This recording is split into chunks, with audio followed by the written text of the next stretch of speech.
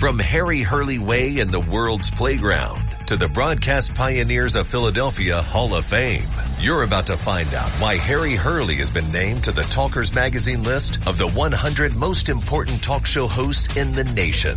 Live from the studios of Town Square Media in Northfield, it's Hurley in the Morning on WPG Talk Radio 95.5 and the WPG Talk Radio app. Thank you. Welcome back. It's 7 minutes past the hour. Oh, there is so much to fill you in on. And isn't it something else?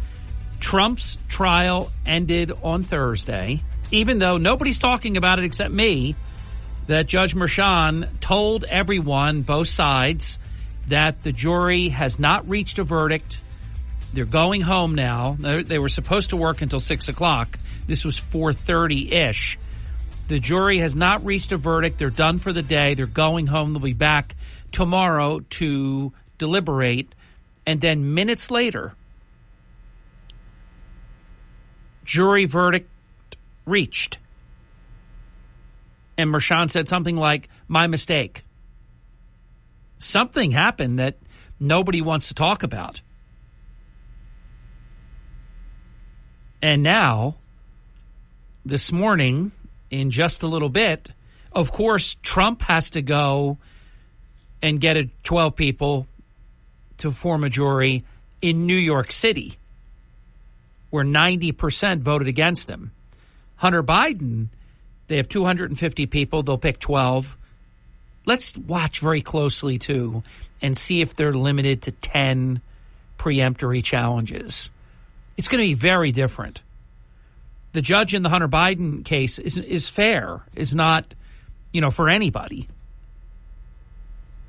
And Hunter did everything he could to make it go away. Daddy, make it go away. If I close my eyes and kick my heels 3 times, will it go away? Make it stop.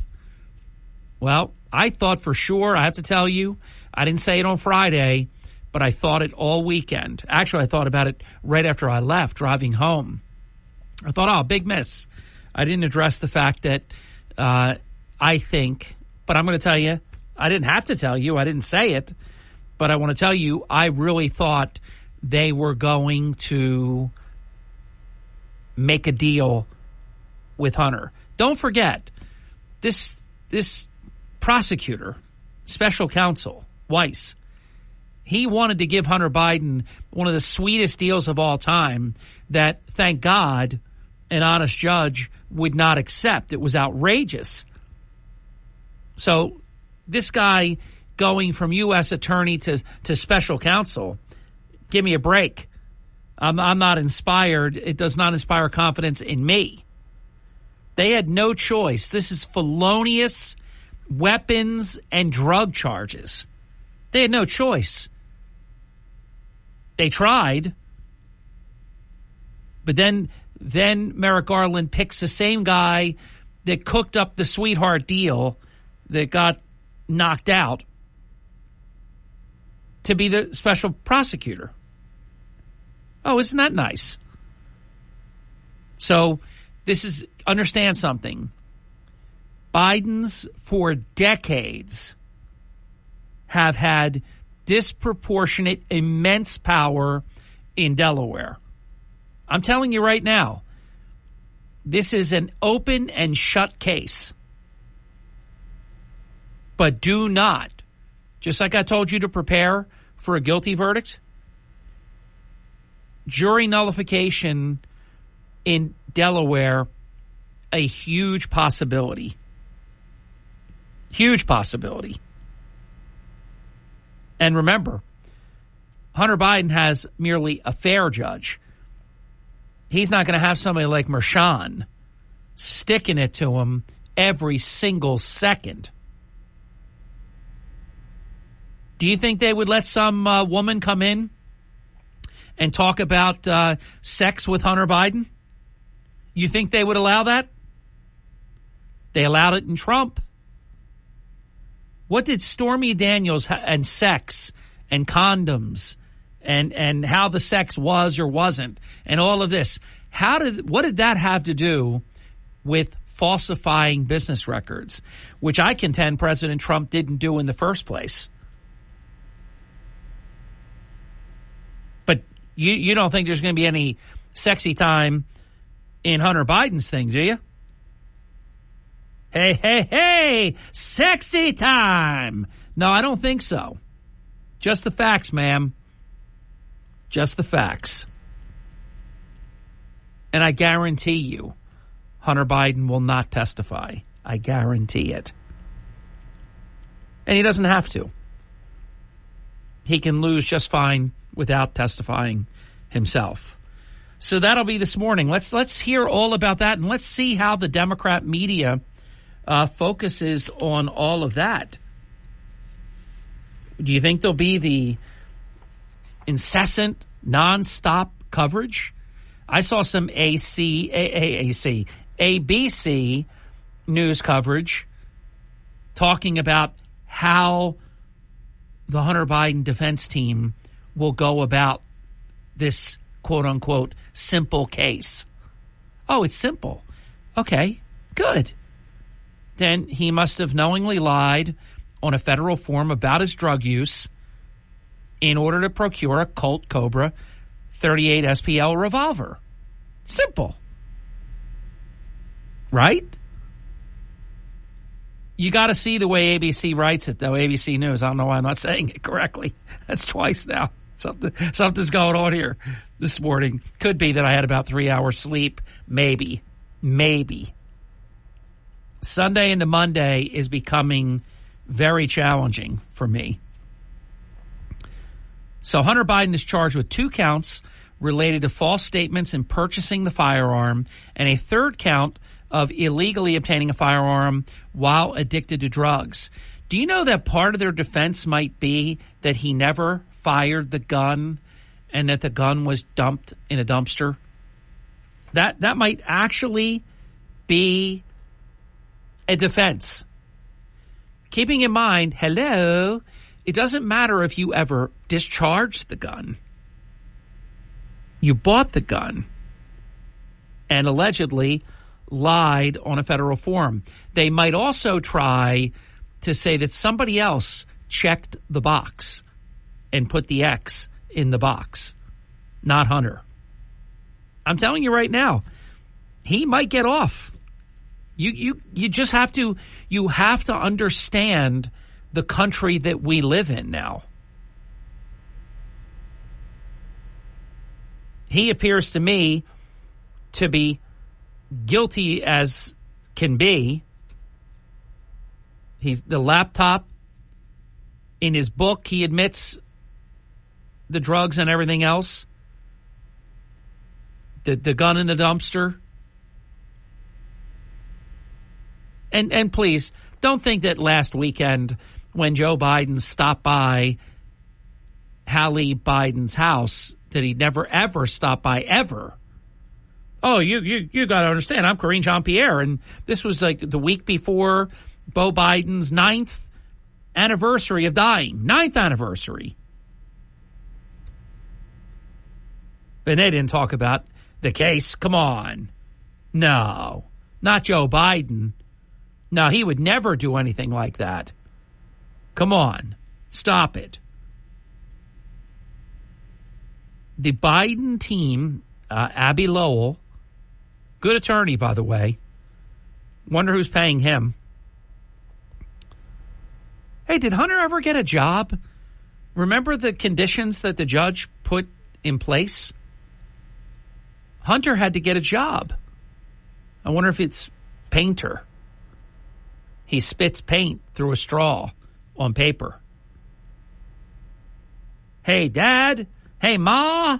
You got any reams of copy paper? Got to spit some ink and paint. Got a job to do. Remember all that crappy art? And then that Karine Jean-Pierre said, hey, we believe the most transparent way that we can handle this is not telling America who bought the artwork. Just, it is breathtaking. We know what Hillary did with destroying records, bleach bit, pickaxes, destroying devices that were under subpoena. the paying for the Steele dossier, lying about it, all of that, no charges. Joe Biden, classified documents raining out of the sky anywhere this guy has ever walked.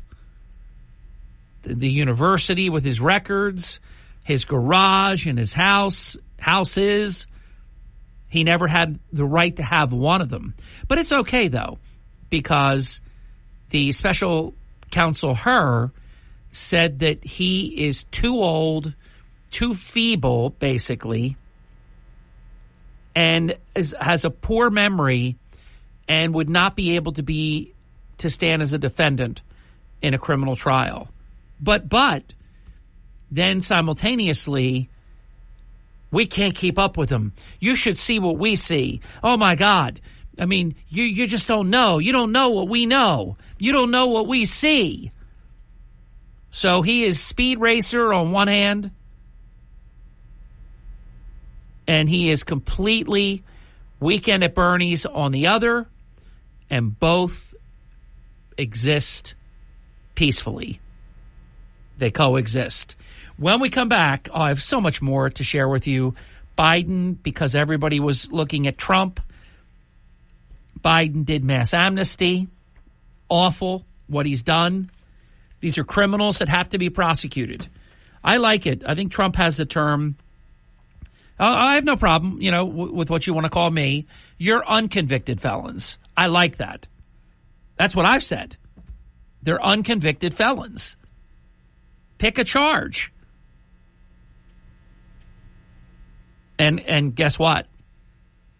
When there's a new attorney general,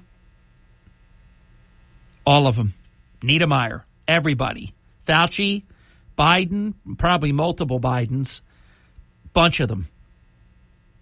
Many, many people. Hierarchy in the FBI. Yeah, there's a lot. There's a lot that has to happen. When we come back, I want to talk about Fauci because this man, the last time he was under oath, but you didn't get to see it, he testified 100+ times that he couldn't remember, couldn't recall. I don't know. I don't remember.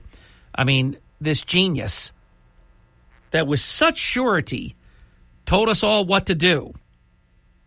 I'm going to share with you some really blunt truth when we come back. Don't go away. In a world full of fake news, AI, and unverified information on social media, where can you get the latest, most accurate South Jersey news? WPG Talk Radio 95.5 and the WPG Talk Radio app. Don't wait for the newspaper to come in the mail. The WPG Talk Radio app is updated around the clock from New Jersey's largest radio news team. Accurate, dependable, reliable. When you need to know, it's WPG Talk Radio 95.5 and the WPG Talk Radio app. Fox News commentary. It's officially Pride Month, which means the majority of companies, organizations, and sports teams will be forced into celebrating the sexual preferences of the minority. I'm Tommy Lahren. More next.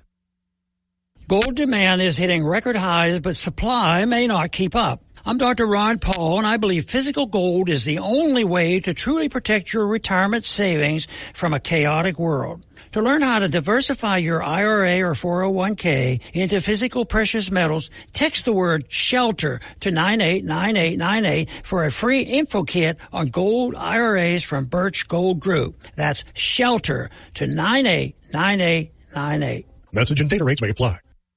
Memorial Day, Veterans Day, Independence Day. All of those significant celebrations get but a single day. But the celebration of the sexual preferences of the minority, for some reason, gets an entire month. Yeah, as soon as the clock struck midnight last Friday night, seemingly every major company, corporation, and sports team slapped the rainbow on their respective logos and committed to glorifying the LGBTQ lifestyle. And why? Do what you want, love who you want, but why must the whole country be forced to celebrate it? Pride is a personal feeling, but but it has snowballed into force-fed validation that everyone must co-sign or else be labeled a bad name. But as for me, my pride flag is the American flag, and I will be proud of this country for this month and every month thereafter. I'm Tommy Lahren, and you can watch my show, Tommy Lahren is Fearless, at Outkick.com. Starting your day the right way with Hurley in the morning on South Jersey's talk station, WPG Talk Radio 95.5. Hurley in the morning. They always have great conversation. WPG Talk Radio 95.5. Thank you for that. 25 minutes past the hour. This Anthony Fauci, I believe, is now not with Biden as president and the corrupt Department of Justice that we have right now that picks who gets prosecuted and who catches a break. But listen to this. Testimony from Dr. Anthony Fauci, the former director of the National Institute of Allergy and Infectious Diseases, reveals he made up the 6-foot social distancing rule and other measures to, quote, protect, end quote, Americans from COVID-19. Now, remember, he said such things as, I am science. Follow the science. There was no science. He made all this stuff up. Think about all these restaurants, 1/3 of restaurants that went out of business forever because they couldn't open. And then when they could open, they couldn't have enough tables because this specious, totally bogus social distancing was put into effect. I'll tell you what, those of you out there, and Andy and Brigantine is one of them, you know, some people think that he is a blowhard and has too much to say and all these different criticisms you want to say about somebody who's not afraid to tell it like it is. He said so many things that he took heat from me even at times, that he turned out to be absolutely right about. Now, there is one area that I do believe, and I see it. I posed this question to two very good friends of mine last night, and weirdly enough, I don't know if they didn't see it. I gotta put that back where they can see it again because I didn't get an answer from either of them. I wrote the question: if you knew then what you know now, would you have taken the COVID-19 vaccine? I have to tell you, I do believe that the COVID-19 vaccine did save lives. The very elderly, those with pre-existing conditions and things like that, comorbidities they call it. I don't know that I would take that again. You know, I got to a point where I never took it again. And if I knew then what I know now, I don't know that I would have taken it. I'm not 100% sure, but I don't think I would have. But, you know, you saw people that you knew dying and, you know, people were getting very, very sick. And here's a vaccine that can either, and remember in the beginning they said, you take the vaccine and they made it like you would never get it. Then it was, oops, that's not true. You can get it, but you'll get a mild case. I mean, they just didn't know in some cases and flat out lied in other cases. So Fauci, speaking to counsel on behalf of the House Select Subcommittee on the coronavirus pandemic earlier this year, Fauci stated that the 6-foot social distancing rule, quote, sort of just appeared, end quote, and that he did not recall how it came about. Boy, this guy, he is a bum. He is bad news. He added that he was, quote, not aware of studies, end quote, that supported the social distancing, conceding that such studies, quote, would be very difficult, quote, to do. In addition to not recalling any evidence supporting social distancing, Fauci also told the committee's counsel that he didn't remember reading anything to support that masking kids would prevent COVID. He was asked, Do you, quote, recall reviewing any studies or data supporting masking for children? Fauci replied, I might have, quote, before adding, but I don't recall that specifically. This guy is the worst. When we come back, I'm going to share with you new data from the National Institutes of Health. It's exactly 30 minutes past the hour on the Hurley in the Morning program. We'll be right back.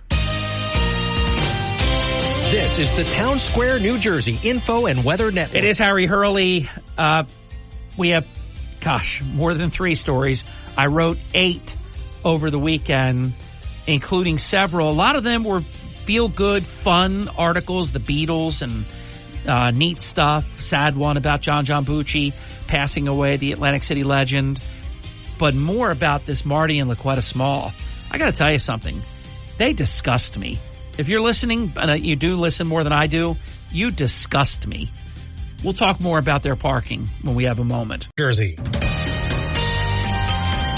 Good morning. Here's your South Jersey weather forecast. I'm Joe Kelly. Well, on and off rain, certainly a possibility this morning with a chance of thunderstorms for this afternoon. Some of those could be severe. Keep an eye on the weather. High temperature today expected to be about 80. Overnight tonight, clearing up, partly cloudy sky. A low temperature of 62. Tomorrow looks pretty good. Mostly sunny. Tomorrow's high expected to be about 75. Next chance of rain after today will probably come on Thursday. That's your South Jersey weather forecast. I'm Joe Kelly. You're waking up with Hurley in the morning on South Jersey's talk station, WPG Talk Radio 95.5 and the WPG Talk Radio app. You're waking up with Hurley in the morning. I'm looking for trustworthy news. WPG Talk Radio 95.5. Well, we got a lot of that for you right here on the Truth in Broadcasting. One other comment about Fauci, then I'll get to the next part of it. When he was asked, do you recall receiving any studies or data supporting masking for children? Fauci replied, quote, I might have, before adding, quote, but I don't recall specifically that I did. What a crappy answer. Either did or you didn't, pal. And think about this. When you're talking about masking the entire country or masking children, stealing their social emotional aspects of their schooling, you better know why you did it.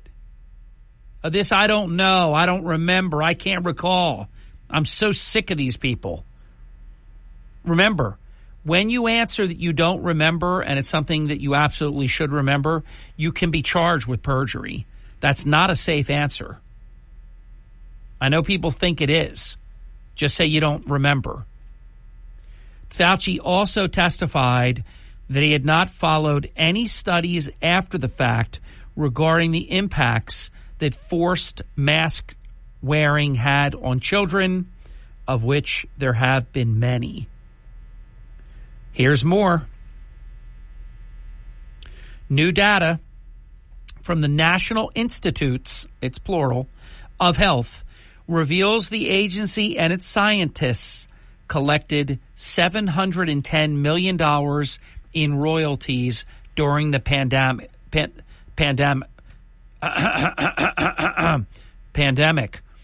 Now, understand, what it means is they got rich.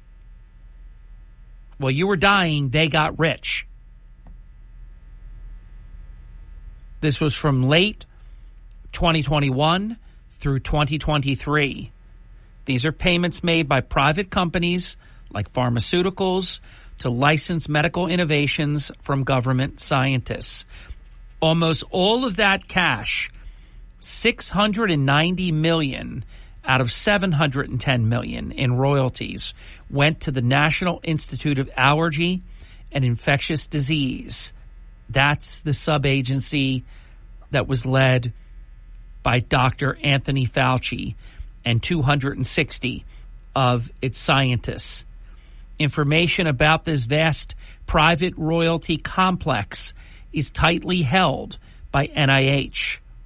OpenTheBooks.com was forced to sue to uncover the royalties paid from September 9 to October 2021, which amounted to $325 million over 56,000 transactions.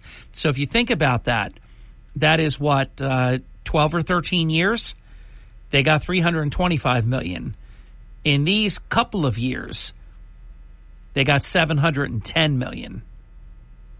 Boy, I'll tell you, when there is a Justice Department that's not Biden's and not Merrick Garland, woo, there's going to be a lot of trouble.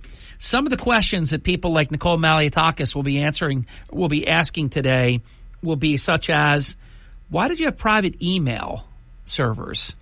Sound familiar, doesn't it? Why did you suppress the lab leak theory that COVID-19, the origin of COVID-19, was out of the Wuhan Institute of Virology? Why did you suppress the lab leak theory? Because you know Fauci did. And oh, by the way, Dr. Fauci, what's with the destruction of records? My God, he has, I'm going to tell you right now, he looks very feeble. He really does. He could stroke out today. This is going to be really, really rough stuff. Make no mistake about it. As I say, there was a whole lot more to share with you. While the Democrat media, national media at large, was obsessed about President Trump, what Joe Biden did was take more than 350,000 illegals and, quote, terminated without a decision on the merits of their asylum claim, end quote. Now, you're very bright, but let me translate that. What does that mean? Here's what it means. Joe Biden granted mass amnesty for more than 350,000 illegals that will be able to live in America, quote, indefinitely. Quote, this is just a massive amnesty under the guise of prosecutorial discretion. This is Andrew Arthur from the Center for Immigration Studies, a former immigration judge. Quote, you're basically allowing people who don't have a right to be in the United States to be here indefinitely. Is this disgraceful or what? Now, ICE officers said, hey, it's all increasing, not decreasing. They're lying. This happens all the time, quote unquote. That's an ICE officer speaking. This is an abomination, and I believe it's criminal. And if it's not, it should be. I thought it was a really good question the other day. Of course, he didn't answer it. But when they said, hey, President Biden, are you concerned that you will be prosecuted when you leave office? Oh, he did answer it. He said, not at all. Well, guess what? You should be. But I'll tell you what, by then, because he's literally falling apart, I forget the name of the company, but it's got a catchy tune, and they got this crypt keeper guy, and like his arms fall off and other body parts fall off, and he hops into a coffin and closes his eyes.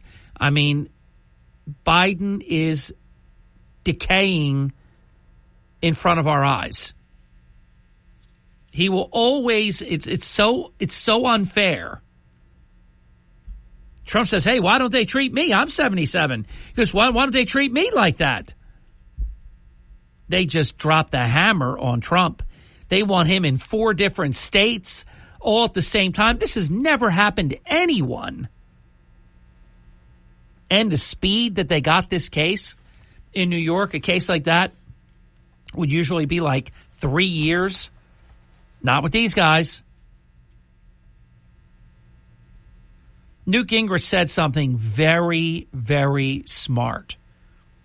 He said, the Trump verdict feeds the left, fuels the right. He is so correct. You know, like they were celebrating in the courtroom, these scoundrels in the media, these monsters, Democrats.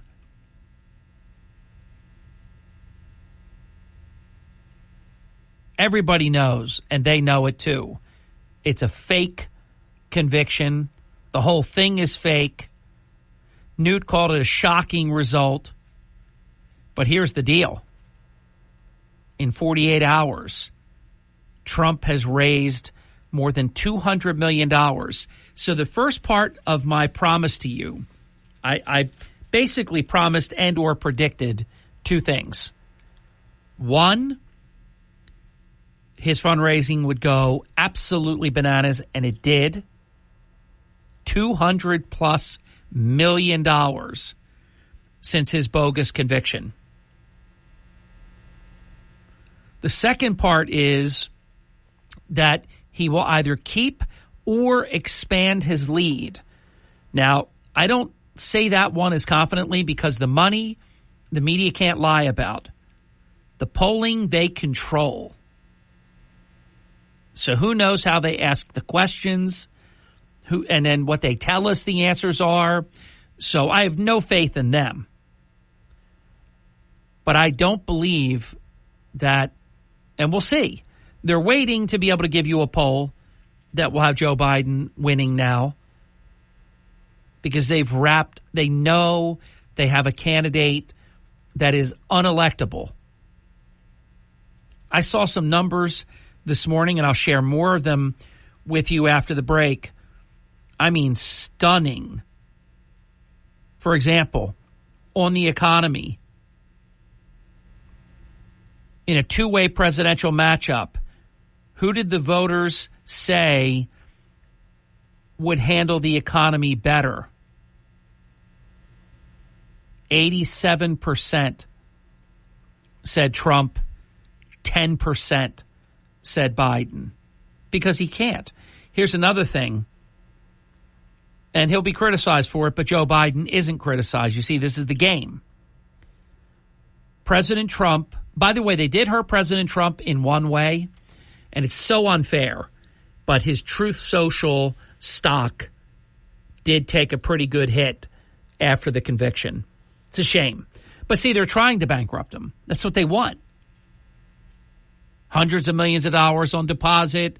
Let's see what kind of fine Juan Merchan puts in play on July 11th.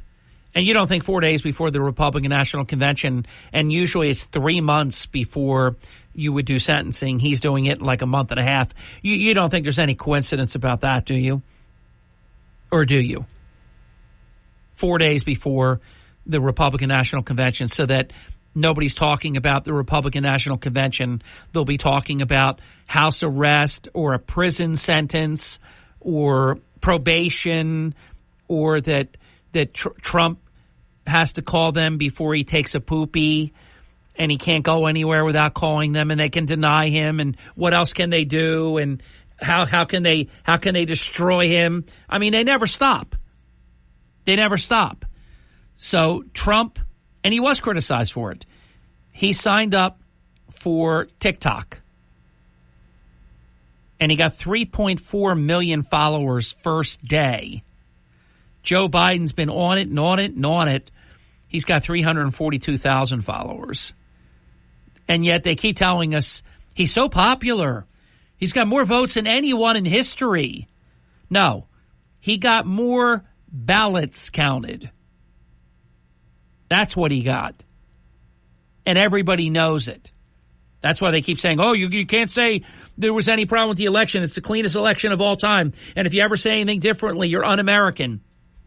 How about Biden when he trashed Trump the other day and he said you can't criticize decisions? Meanwhile, he criticizes the Supreme Court all the time. Chuck Schumer with his The Whirlwinds of Hades and who else are going to get Kavanaugh and Gorsuch, calling them out by name. Now, if Trump ever called out the Democrat court members, that's what you have to call them. It's what they are. And then they had somebody at their home with duct tape and weapons and handcuffs and all kinds of stuff. They would trash Trump and charge him with attempted murder. I mean, I'm not kidding you. But they get away with all of it, much more, after the break. Your phone call's coming up. I hope you'll be there in the 7 o'clock hour, the entire hour. I would like you to call in at 609-407-1450. This is... You're waking up with Hurley in the morning. Brigantine. Mays Landing. Each state. Ocean City. WPG Talk Radio 95.5. South Jersey's talk station. Listen at home or in the office on your smart speaker. Just say, play WPG. Wake up weekday mornings with Hurley in the morning. This is the stuff we need to talk about. WPG Talk Radio 95.5. Then let's keep talking about it. As you know, I do not believe in coincidences. So here we go. For 3.5 years, Joe Biden has allowed our borders to be wide open. He wants these people pouring in. He wants them to count in the census that will be taken. He wants them to be Democrat voters. We know. And anybody that doesn't acknowledge that, you're just delusional or you're just a blatant liar. I mentioned how while the news was focused on President Trump, Biden granted asylum to 350,000 illegals. Now, by tomorrow, because the president is going to be leaving tomorrow for Normandy, by tomorrow, Joe Biden will be taking executive action on the border. Now, of course, he's been saying for 3.5 years Congress must act and that there's nothing he can do. But he's lied from the beginning because he did all the executive orders that made the mess that he created. So here we are. It's June. Can you believe it? And the first Trump-Biden debate, I'm always going to put Trump's name first. Biden, he's not even present.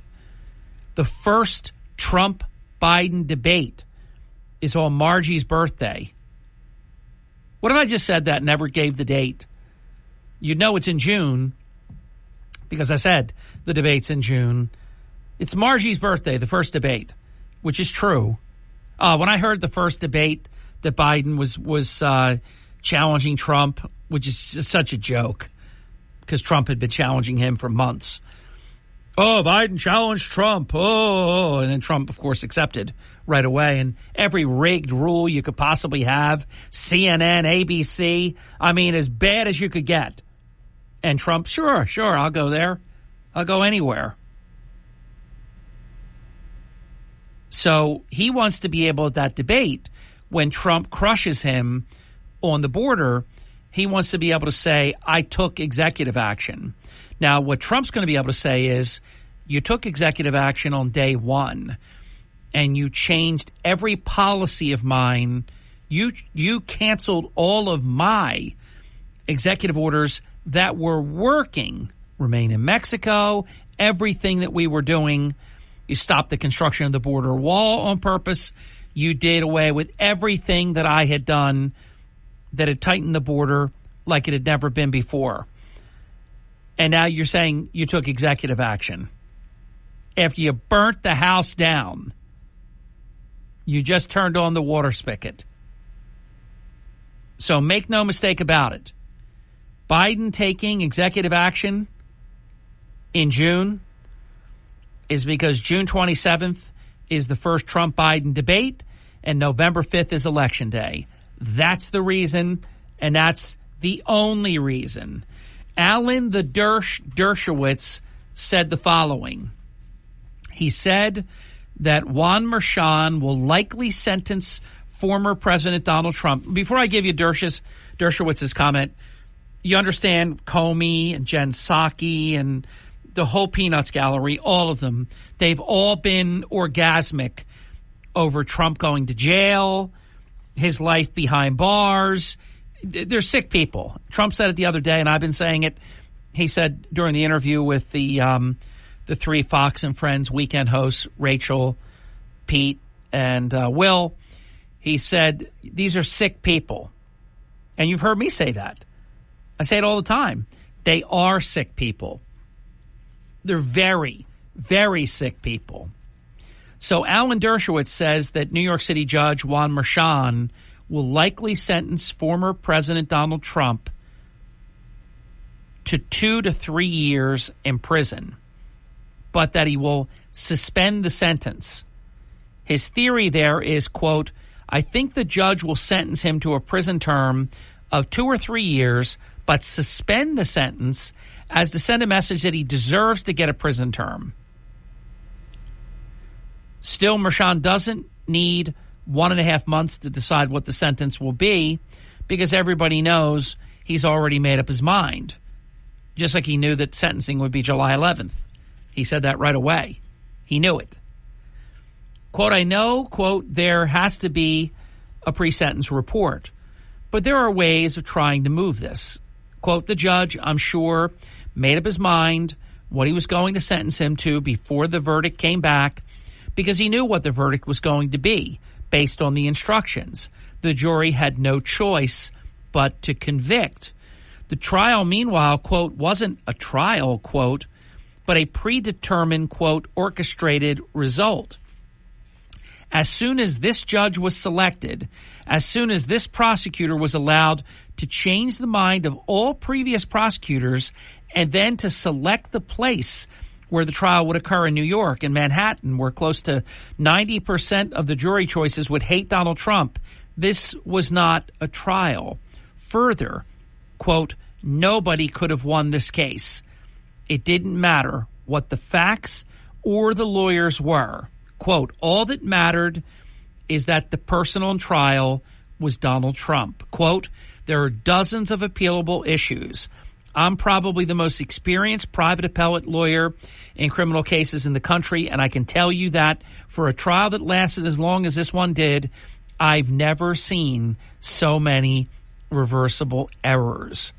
But even though, quote, any first-year law student could win the appeal, that wouldn't necessarily happen in New York because the appellate judges are elected by the same people who were on the jury and to hate Donald Trump.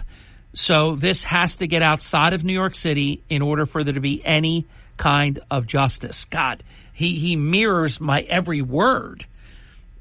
Quote, you should never have the same people who lost the trial do the appeal because they're unconsciously always going to be trying to defend their own actions. You need outsiders who are prepared to criticize some of the actions taken by the trial lawyers, end quote. Dershowitz is absolutely correct. And by the way, I don't know if he would take it. He's done it for Trump before.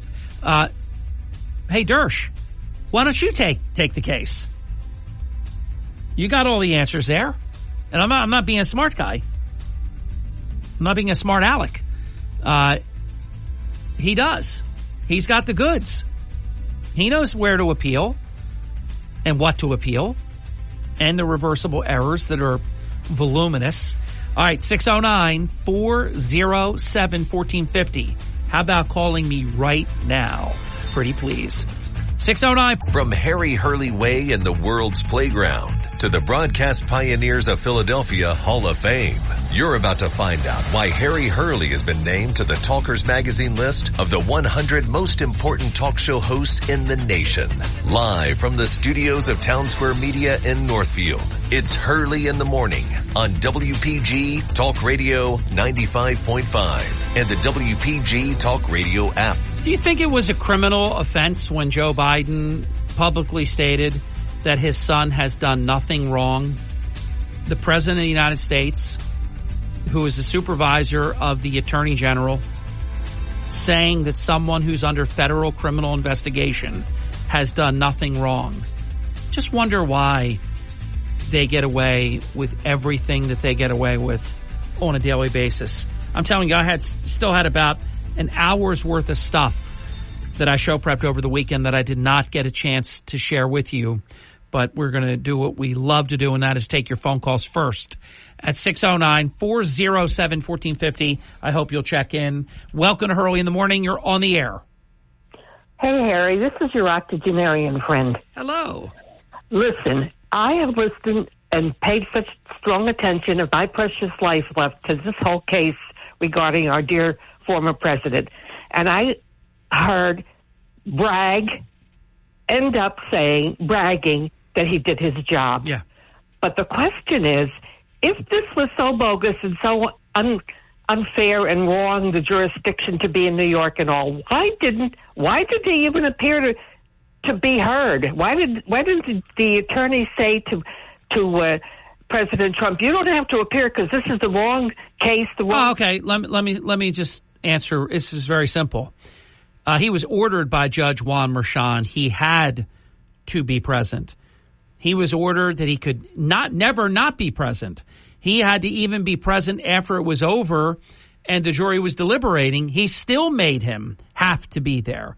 They had no choice. They filed motions to change the venue. They were denied. They appealed the decision to deny.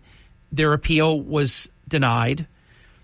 They did everything they could. He would have been jailed if he did not come to the trial each and every day.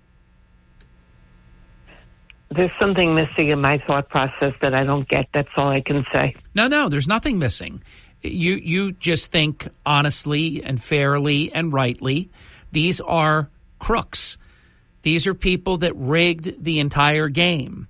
Every single thing from witnesses called to witnesses who couldn't be called to what could be said to what couldn't be said to a porn girl that was allowed to talk sex at a business records trial. I could go on and on. There's no disconnect with you. You got it. They had a desire to criminally charge and to convict the president so they could say that he's a convicted felon, and they got away with doing it. But will the appeal eradicate all that? It will, but not in time for the election. Okay. He'll I promise you, I guarantee you, and you're very young, you will be here to see this truth become self-evident. You will be here when it happens, but it's not going to happen for a year to 18 months. Harvey Weinstein's case took over 2 years to overturn the conviction in New York. It takes 6 months before the appellate court in New York will even begin to hear the case. And they're not in any rush to vindicate Trump. And he may ultimately, most people, and I'm one of them, believes, even though I think there's a chance that it could be overturned in New York State, it most likely will have to go outside of New York State to be overturned. Well, thanks for trying to enlighten me about Yeah, you're welcome. My pleasure. Call me again. 609-407-1450, open phone line. Welcome to Hurley in the Morning. You're on the air. Hey, Harry, good morning. Morning. I am very disgusted with the Republican Party and everything, because if you think about this case started in 2016 when Trump won and took the whole Republican Party over with him, House, Senate, presidency, and everything. The Republican Party fought him, and the Republicans never won another election. If the Republican Party would have backed him from 2016 on up, there would have been no trial. And it's really a shame that you got some idiots that we have in the Republican Party. Well, there's a lot of truth to what you're saying, although we did win the House elections in 2022, so you can't say we didn't win an election ever again. It wasn't as big as it should have been. But I'm largely agreeing with what you're saying, so I'm not going to get, caught up on that tiny little, point of disagreement. The Republicans absolutely, positively should have won the Senate and blew it. Absolutely blew it. But I don't think it's going to happen this time. And I don't know if you agree with what I'm about to say, but the Republican Party is united right now like I haven't seen it since Newt Gingrich and the contract with America back in 1990, what would it have been, 94 election, the class that took office in January of 1995. A lot of people came out, even people like, who was it, Murkowski and some of the other ones, Olympia Snow and some of the others, McConnell. The only people you haven't really heard from, and you're not going to hear from them, people like Mitch McConnell, Chris Christie, people like that. But Mitch McConnell actually defended Trump. And Mitt Romney isn't saying anything. He's not saying, oh, you have to respect the jury and the jury process. And, with these other clowns like that Larry Hogan in Maryland said. So I see a whole lot of unity here. Do you now see that? You're right, Harry. I do see unity that way, too. Yeah. But the unity is coming because they better get together or else there will be no Republican Party. Abraham Lincoln is turning in his grave watching what these guys are doing. Oh, it's terrible. But the one thing that the Democrats did, and they're really good at this, they went too far. And because they went too far, President Trump raised over $200 million in less than 48 hours. A lot of Republicans that were not with him are with him. So more good. It's a terrible thing to go through. But I ultimately believe that more good will come from this than if he had been acquitted. I wanted him to be acquitted because the price to pay to have them be able to say you're a convicted felon and, all this crap that they're going to get away with is painful. But this is going to help galvanize Republicans. I hope so, Harry, from your mouth to God's ears. There you go. He's listening. If they don't. Thank you. It's really going to be a thing. I hear you. Let's talk again. I loved your call. 609-407-1450. Dan, you are on deck. Let's get this call in first. You're on the air. Welcome. Yes, good morning. I just recall Robert Mueller and 49 Hillary Clinton staffers and $50 million American taxpayer monies. And they came up with a great big goose egg of Russian collusion. But that didn't stop the Mockingbird media, CNN, the most trusted name in news, the Communist News Network, or MSNBC, to go on saying he was guilty of Russian collusion. Hey, anything goes. Hey, how about this one, Flash? How about the 51 people, including Antony Blinken, which is why he's Secretary of State? He's the architect, the author of that corrupt, completely fake letter that Joe Biden in the debate, you talk about election interference, every one of them should be criminally prosecuted, lose their security clearance immediately, of course, because they lied. They said that the Hunter Biden laptop was Russia collusion, which enabled, talk about the ultimate in election interference, enabled Joe Biden in the debate to shut Trump down by saying, you keep lying about me and my family. That laptop is fake. 51 experts that had no axe to grind, experts have said it's Russian disinformation. All of that has been disproven, Flash. Yeah. Antagonizing a country like Russia, too, by bringing them into this. Yeah, I agree with that. But I want Trump to beat Joe Biden silly with what, like a drum, with what I just shared with you. He has to do that. Yeah. I want to bring up this. They just discovered tunnels when the Israeli soldiers finally went into Gaza, to Rafah specifically, and they found very elaborately made tunnels, not mole tunnels, but actually elaborately, building with bricks and lighting and everything. Oh, yeah, these are but that's not new. These are worlds down there. They have HVAC. They have luxury accommodations down there. But this was connecting Egypt, and actually a lot of Israelis are very suspicious of the Biden administration plus the CIA for making them trying to stall the Israeli soldiers from going in to Rafah specifically, because it shows that Egypt's in collusion with the Hamas, and also that they're actually financing both sides of the war, which is typical globalist modus operandi. But you know what, though? I hope President Trump beats a snot out of friggin' Joe Biden. Thanks. Thank you. 609-407-1450 and open phone line. Dan, you join the program right after this. You're listening to Hurley in the Morning. It's a source I can trust. WPG Talk Radio 95.5. Turn up your radio. Here's the Sean Hannity Morning Minute. You know, most Americans are saying this will have no impact on this election in November. If anything, I'm actually go out on a limb and tell you it's probably going to be a net plus for Trump. Why? Because of this massive injustice. It would really break this down to what it is. $130,000 non-disclosure agreement from 8 years ago that was negotiated by the personal attorney for Donald Trump, who said on the stand that he did it without Trump's knowledge. Forget about that part. I guarantee you, if we could get the records to Bragg's office and the Manhattan DA's office, I wonder how many NDAs they've been involved in. Check out the Sean Hannity radio show later today, right here.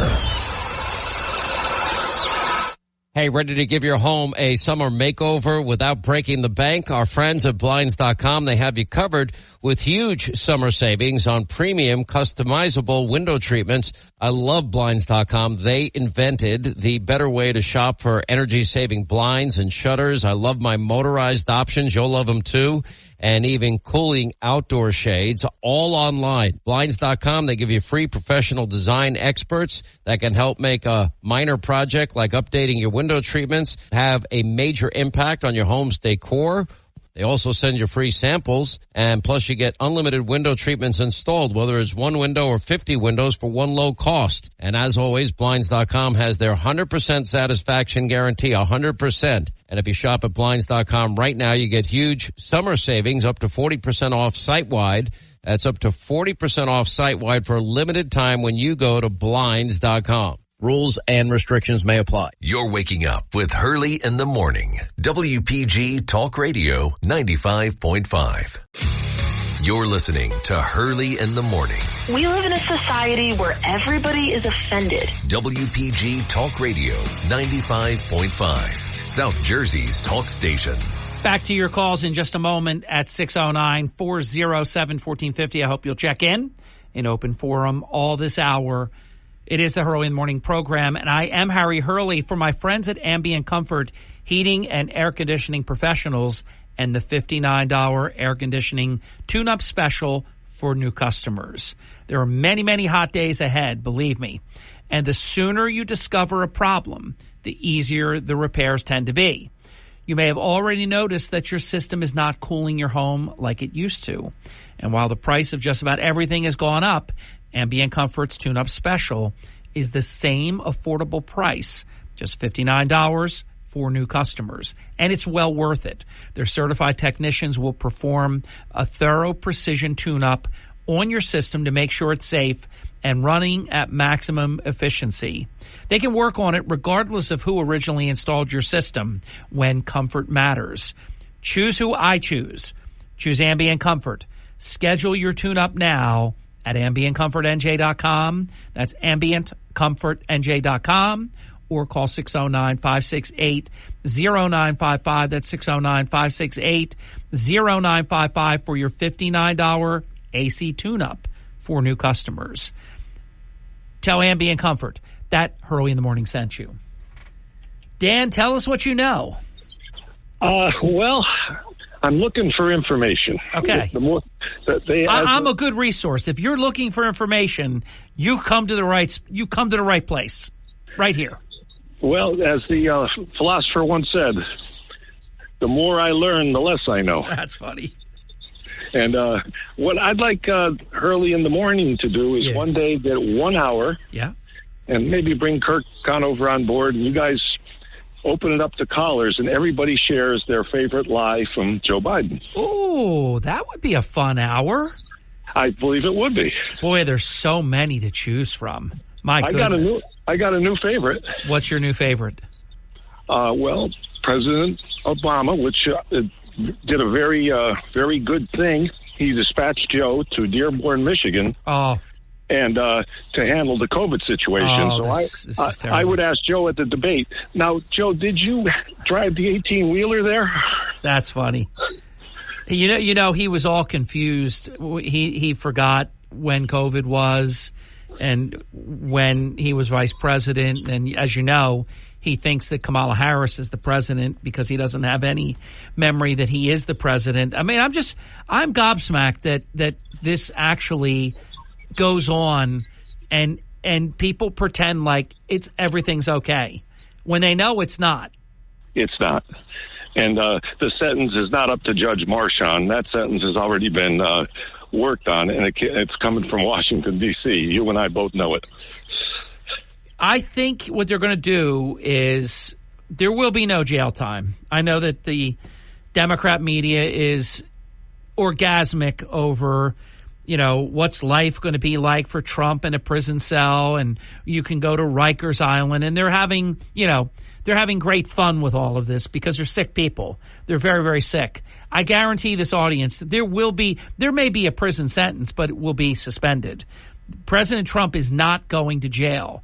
I will not rule out, though, that Mershon is capable of doing something like a house arrest or significantly curtailing his travel and acting like he's not, and onerous reporting requirements, things like indignities like drug testing, random drug testing.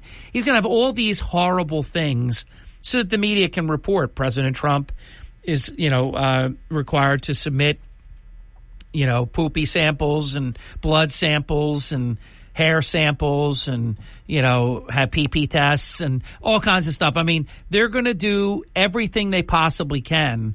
But what they're going to guard against, Dan, and see if you follow me and if you agree or disagree with me on this point, they don't want to do something that's so outlandish that Trump would gain entry to the Supreme Court of the United States and knock the whole damn thing out. So they're going to go as far as they can, but not go too far, if you know what I'm saying. Well, they already got Mark Levin said they're there because they took this charge, turned it into a federal charge, and had the state basically work on a federal charge, which they have no right to do. Well, that's been my mantra from second one. This is totally improper. The problem is most people at the same time seem to agree that Trump has to exhaust his New York state appeals before going higher. Yeah, there's a famous speech that was made and talked about that. And it says the states have rights. The 10th Amendment gives them rights. All powers granted to, not expressly granted to the federal government, given to the states. But the states have obligations. If they mess with the federal law, guess what? The Supreme Court does get involved. Why? Hey, listen, I hope so, but I'm not sure that they're going to get involved in time to help Trump before the election. They should. I'm in total agreement. The case it was expired, the statute of limitations. They didn't have the authority to attach a zombie case to a federal charge. They don't have the authority to do that, yet they did it. Well, it doesn't mean it's going to stand. It's not going to stand, but it might stand long enough that the goal they were looking to achieve, which is making him a convicted felon, which he's not, by the way. I seem to be the only one besides John Zarek that knows you're not a convicted felon until you are sentenced.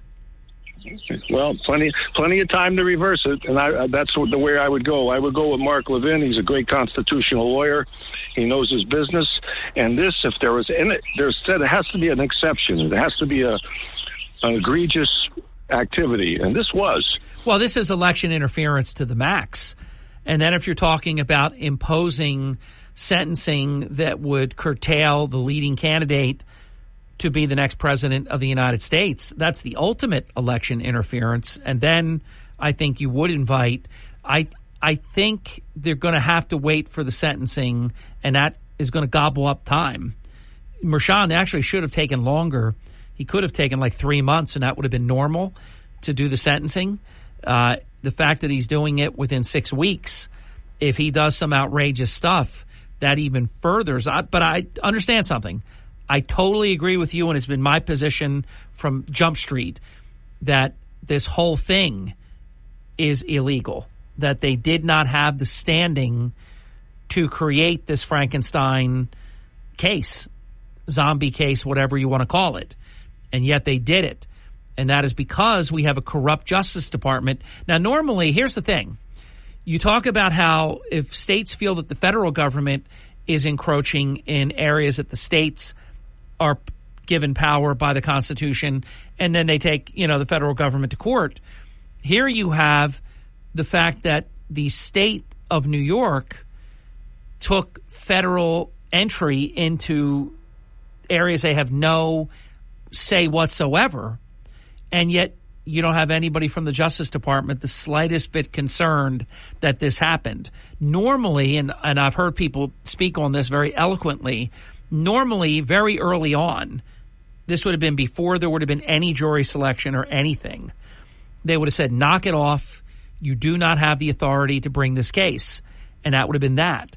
But that proves that, and look, it's not a coincidence that the number 3 guy from Colangelo from the Biden Justice Department quit a federal position, number 3 in the entire Justice Department, to take some lowly position at the county level. I don't think so, Dan.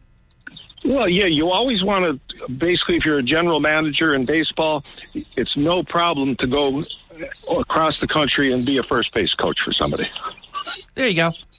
Right. You could have been Joe Torre. You could have been Casey Stengel, but instead you want to be in like the Atlantic League of Professional Baseball. You want to be in the minor leagues. So everybody knows that's willing to embrace the truth.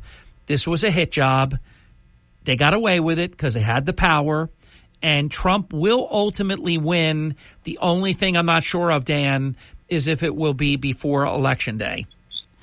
Oh, I believe it will be, and I got faith in the Supreme Court because they tried to push Ruth Ginsburg out, the Democrats. Now they're trying to push out Sotomayor, so they're playing a losing hand on this one. Well, look, they have the authority to take the case and to do the right thing because this is absolute election interference, and they shouldn't allow it. I'm just not sure that they're going to take the case. Well, ultimately they will. Trump will get there. I just don't know. We might have a little bit of a split decision that you think he gets there earlier than I do. I'm not even ruling out the possibility that the New York Appellate Division will overturn the Trump conviction. Wouldn't that be a surprise Scooby-Doo ending? Well, they've actually been known to do that. Because, yeah, I mean, Weinstein was not a sympathetic character. They overturned his conviction. Amazing stuff. And Harry, just to close. By the way, they have to overturn it and also knock it out, not just give him a new trial. Just a lot of things you can argue here. Stormy Daniels' sex testimony was very damaging and should never have been allowed. It had nothing to do with the case. They're not going to let the prostitutes that Hunter Biden paid for that are all over his laptop, they're not going to let them come in and talk about bad sex with Hunter Biden or anything like that. But they did allow that on Trump. You get what I'm saying, Dan? Yep. And a final thought. Michael Kay, that philosopher for the New York Yankees, yes, once said, and this applies to Hunter and Joe and Jill, actually, you are what's on the back of your baseball card. I love that. And a friend of mine said that to me this morning. I can't believe you just said, no, it was actually yesterday. I can't believe you just said that. Now, also, because we have to go to break, what does Michael Kay say when a Yankee hits a home run? See ya. See ya. Goodbye. Have a great day. I love it. Oh, and the Yankees came back. I was so happy. There's been a 9-game West Coast swing. These games are at 10:15 at night. Your boy wakes up at 2 a.m. This has been brutal. And then yesterday, finally a 4:05 game, and the Yankees are losing in the 9th inning, and Juan Soto demolishes a 102-mile fastball in the right center field bleachers. It was like a rocket shot. Because imagine you make good contact on a 102-mile-an-hour fastball. I'm just shocked it didn't go, and it was hit too hard, or it would have gone, if it had a little bit more lift, it would have gone in McCovey Cove, which, 103 times that's been hit. He would have put it in there.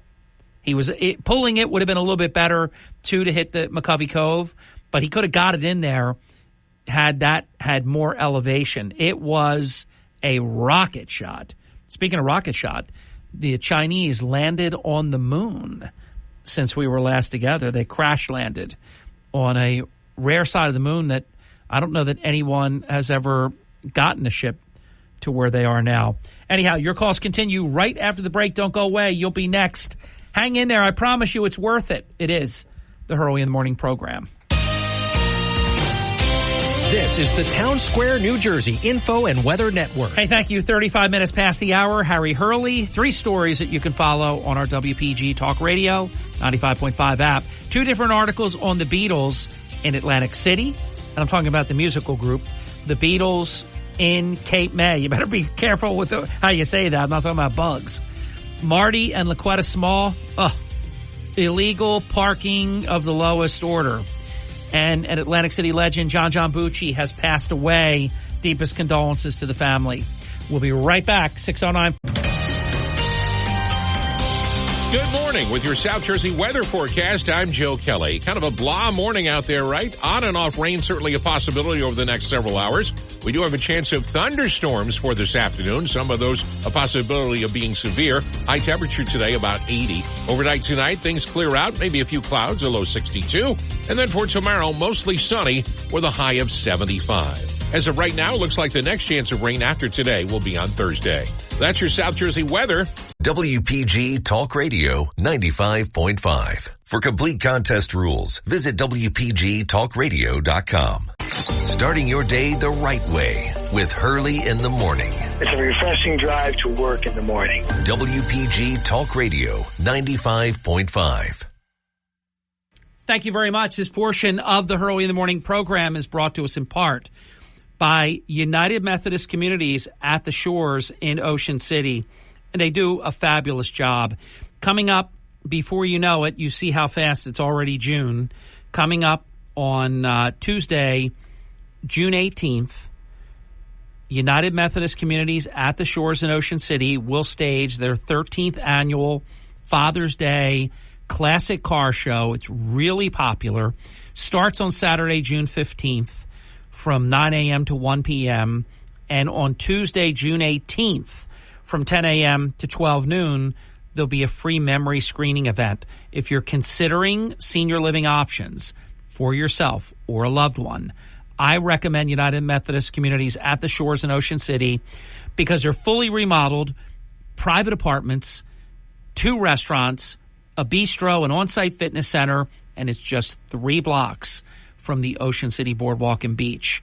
The Shores is proud to present insightful and fun events for our community, so don't miss the Father's Day Classic Car Show, Saturday, June 15th from 9 to 1, and a free memory screening event open to the public on Tuesday, June 18th from 10 a.m. to 12 noon. That's at the Shores, 2201 Bay Avenue in Ocean City.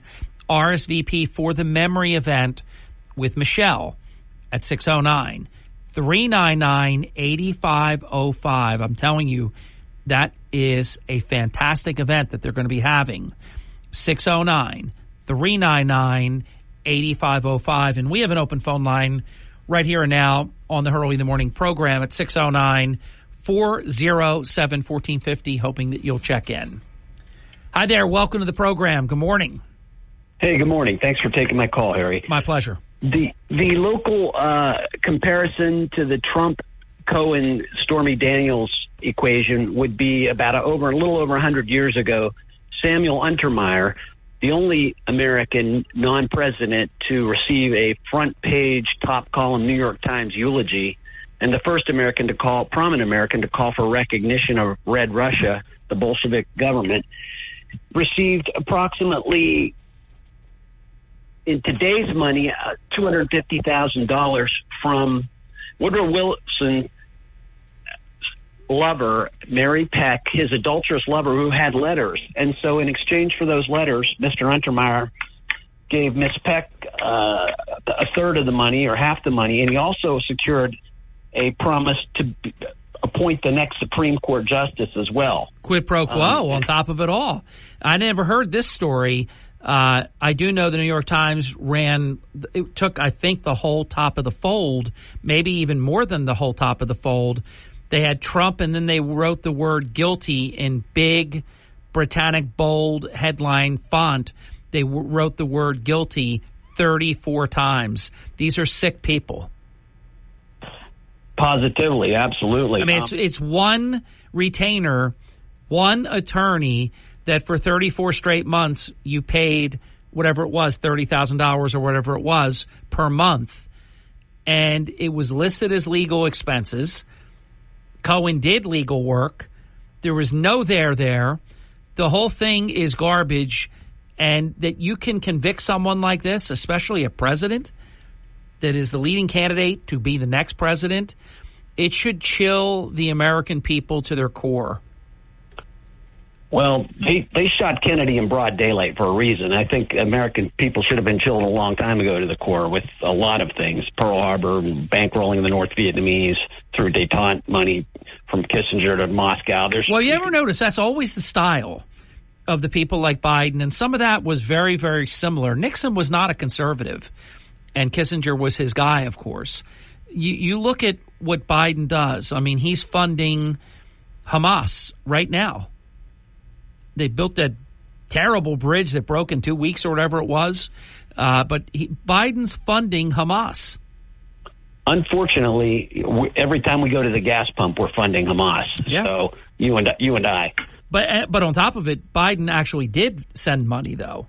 They try to fake us out that it's some kind of humanitarian aid. That money is going straight to Hamas.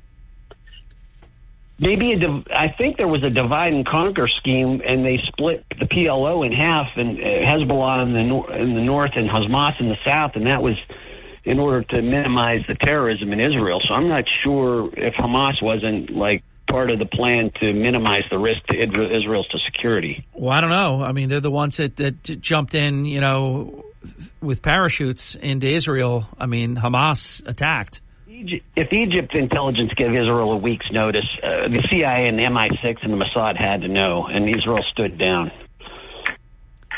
Well, what's going to happen, and it happened the last time that Israel got jumped, they don't make a change until the war is over, but when the war is over, Israel will take Netanyahu down. There should be accountability because that's an intelligence failure that just doesn't happen with the Mossad. It's shouldn't hard have happened. To believe. I know. I agree with that. And I like Netanyahu. I don't know how didn't they know? Well, I mean, would they use for the greater good? Did we know about Pearl Harbor in advance, and did we use that to take out a tyrant in Germany? We did. And so if you look at the big, not one move, but the gambit, there may have been some rationale for that. Let me do this. We'll put a ... there, and the next time you're free, let's continue our conversation. I've got to jump for now. It's 45 minutes past the hour. Thank you, sir. When we come back, John, you're going to join the program next. Don't go away. It is the one and only Hurley in the Morning program. Interesting. You're going to hear Mark Levin, talk about stagflation. If he doesn't explain what stagflation is, I will explain it in the very near future after John's call or the next time I have the opportunity to do a monologue, because you have inflation and then there is something called stagflation. Mark Levin. Inflation. It is a killer. It destroys the market system. It distorts the value of the dollar. And I love an article I read today. People are saying we're in a recession. That's not technically true. Excuse me. We're in stagflation, and that is technically true. Inflation and interest rates are up. The value of the dollar is down, and pricing of food is up. Stagflation. Mark Levin on South Jersey's talk station, WPG Talk Radio 95.5. He explained it. That's it. You're listening to Hurley in the Morning on South Jersey's talk station, WPG Talk Radio 95.5 and the WPG Talk Radio app. You're waking up with Hurley in the Morning. Ocean City. EHT. Brigantine. Mays Landing. WPG Talk Radio 95.5. It is 10 minutes before the top of the hour. and we welcome Atlantic City's own John Devlin to the program. Morning, John. Good morning, Harry. Thanks for having me on your show. Of course. What's going on? Hey, I just, I felt compelled. By the way, before you even begin to speak, are you parked legally in Atlantic City right now? Are you legally parked? I'm legally parked in my own paid-for vehicle. See, I knew you would be. For those that don't get the dry humor, Marty and LaQuetta Small, what a hot mess they are right now. Wouldn't you think two people standing seriously criminally charged would even attempt to be decent, to fly straight, to do right? You've got LaQuetta Small taking up 2 handicap spots at the Absecon Home Depot. And then one night later, you've got Marty Small parked illegally out front of Caesars Casino. I mean, they really believed that they are 2 entitled individuals. I mean, I've seen, believe me, I had a whole career as a casino senior executive. I've seen self-absorbed, self-indulgent people. I don't think I've ever seen anything like these 2.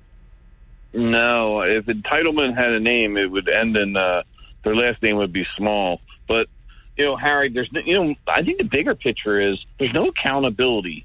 They're using city vehicles, they're utilizing it for personal use, and they're also utilizing city employees.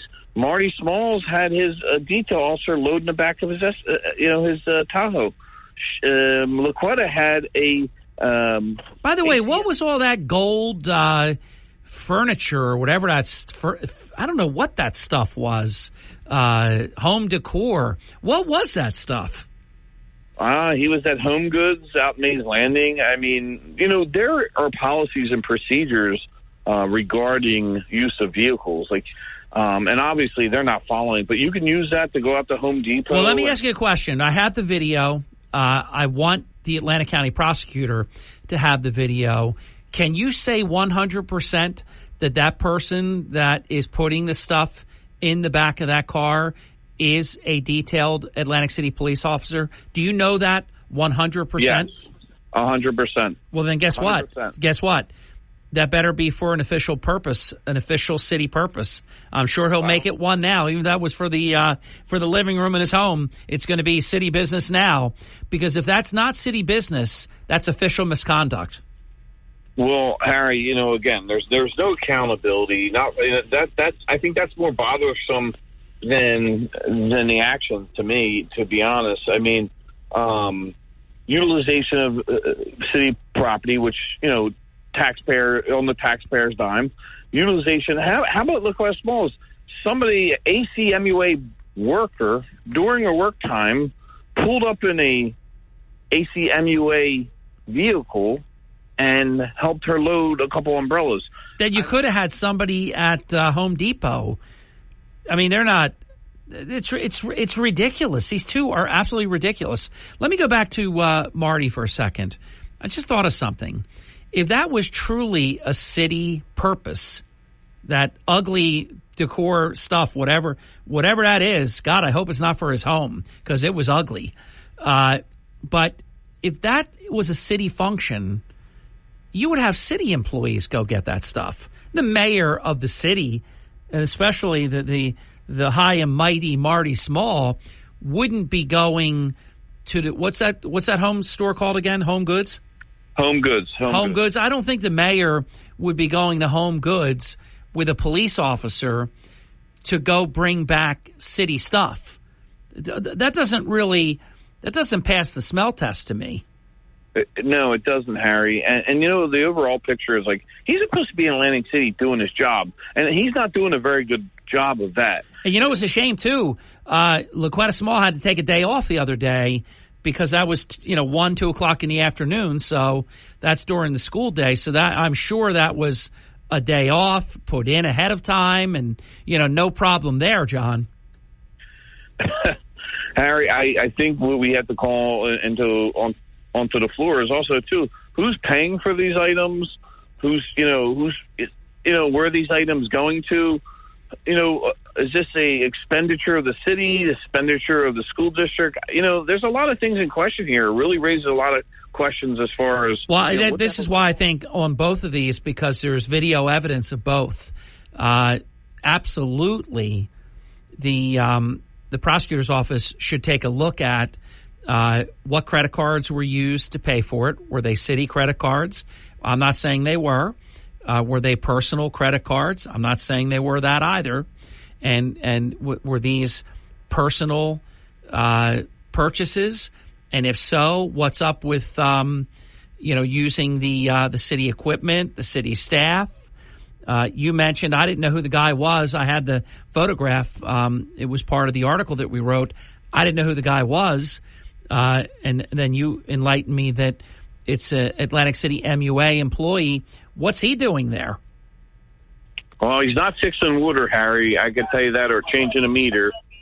Again, it's an abuse of power, too, because maybe these employees feel compelled to take unlawful orders. Like, hey, meet my wife out at the Home Depot and load her car for her.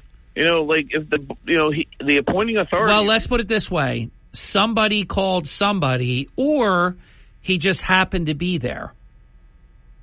Either way, Harry, that's not part of his job description. No, but I would say this, though, and I know it's not. If you just happen to run into somebody and they're like one parking spot away from you and they got these two umbrellas, I would help a lady and let me get that for you and put it into the back of the car. I don't think it was that, but if it was that, no big deal, even if it is another city employee. And if they want to say, oh, my God, what a coincidence. You're here and I'm here. Yeah, I can't believe it. So who knows? But all of it smells. Hey, Harry, I was the chairman of the ACMUA. We do not buy our plumbing supplies from Home Depot. We buy them in bulk. They come in by tractor trailer. So again, I think right. So in other words, the MUA person likely wasn't at Home Depot on MUA business. If I was a gambling man, I would say absolutely not. He was summoned by either Laquetta or Marty to be there and to load that vehicle. And let's go back to the detailed police officer. He's detailed police officers. What are they doing? They're there to protect his ass, not to load his truck for him or cater his needs. This is insanity. What's going on, and there's no accountability. And I go back to the same word: lawlessness breeds lawlessness. You got a mayor out there loading furniture in his car for God knows who what. And now the police officer feels compelled, hey, the mayor's doing it, I'm going to do it too. Maybe I'll do a little shopping. Well, these are very fair questions. What was the MUA person doing there at Home Depot in Absecon? And what was the mayor doing at Home Goods store with an Atlantic City police officer loading up home goods into the back of a city taxpayer-owned luxury vehicle? And was that a city purchase or was that a personal purchase? Well, I'll tell you, John, hold on a second because I'm not sure if you're done. Hang in there. If you're done, you can hang up. If you're not done, stay with me. Caller, you'll be right on after John. So I hope that you'll stay with us as well. This whole hour is open forum as well, bonus. And then we'll have Mayor Charles Kane coming up in the 9 o'clock hour. But I'll tell you, I'm rooting for Marty Small that he was actually picking up something for the city. If that winds up being a personal type situation, using the police detail and all of that apparatus, that is a very... Remember, one of the Callaways used a truck years ago to... I think they picked up some dump materials or something of no value, went to jail for that. We'll be back. Don't go away.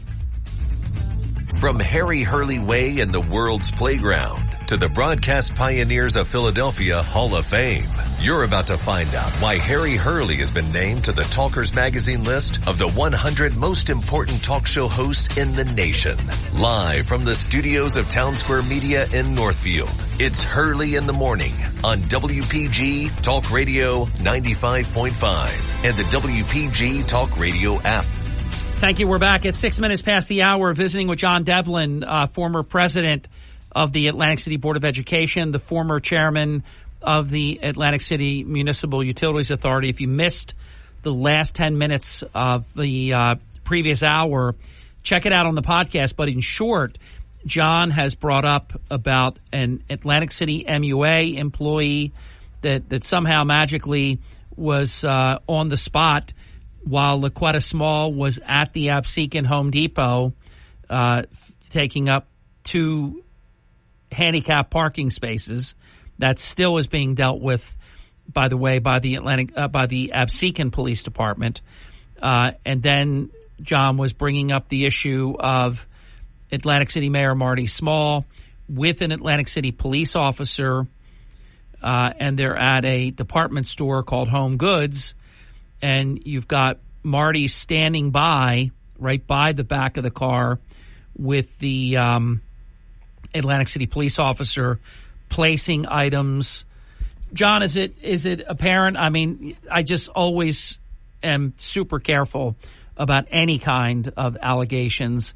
It's clear. I've seen the video, but it's clear that this was stuff that was purchased from that Home Goods and then put into the back of the car. You wouldn't be putting stuff in the back of the car if you weren't shopping there. It's not like they were making some kind of furniture deal in the parking lot, but I just want to make sure I have that all straight.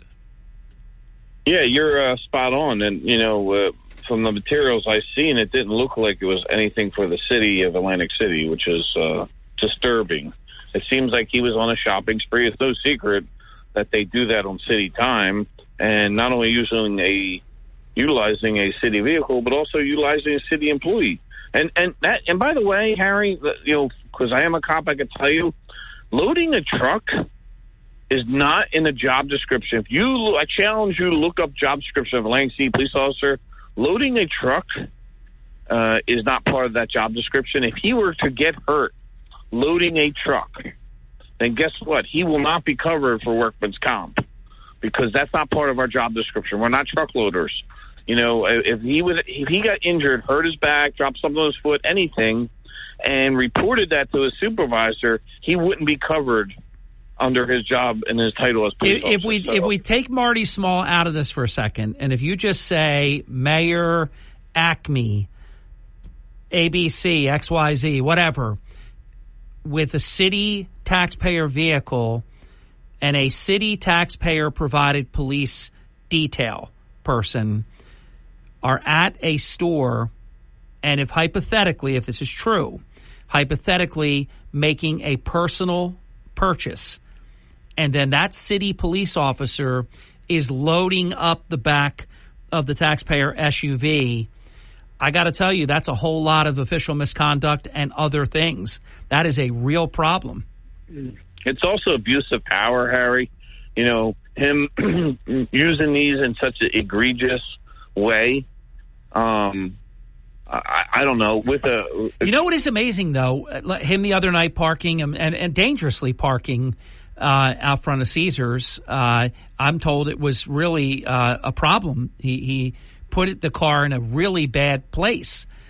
Clearly illegal, and you can tell anybody that wants to see my article over the weekend, you can see it. And then, of course, the day before, Laquetta at the Home Depot in Absecon taking up 2 handicap parking spaces when she is not handicapped.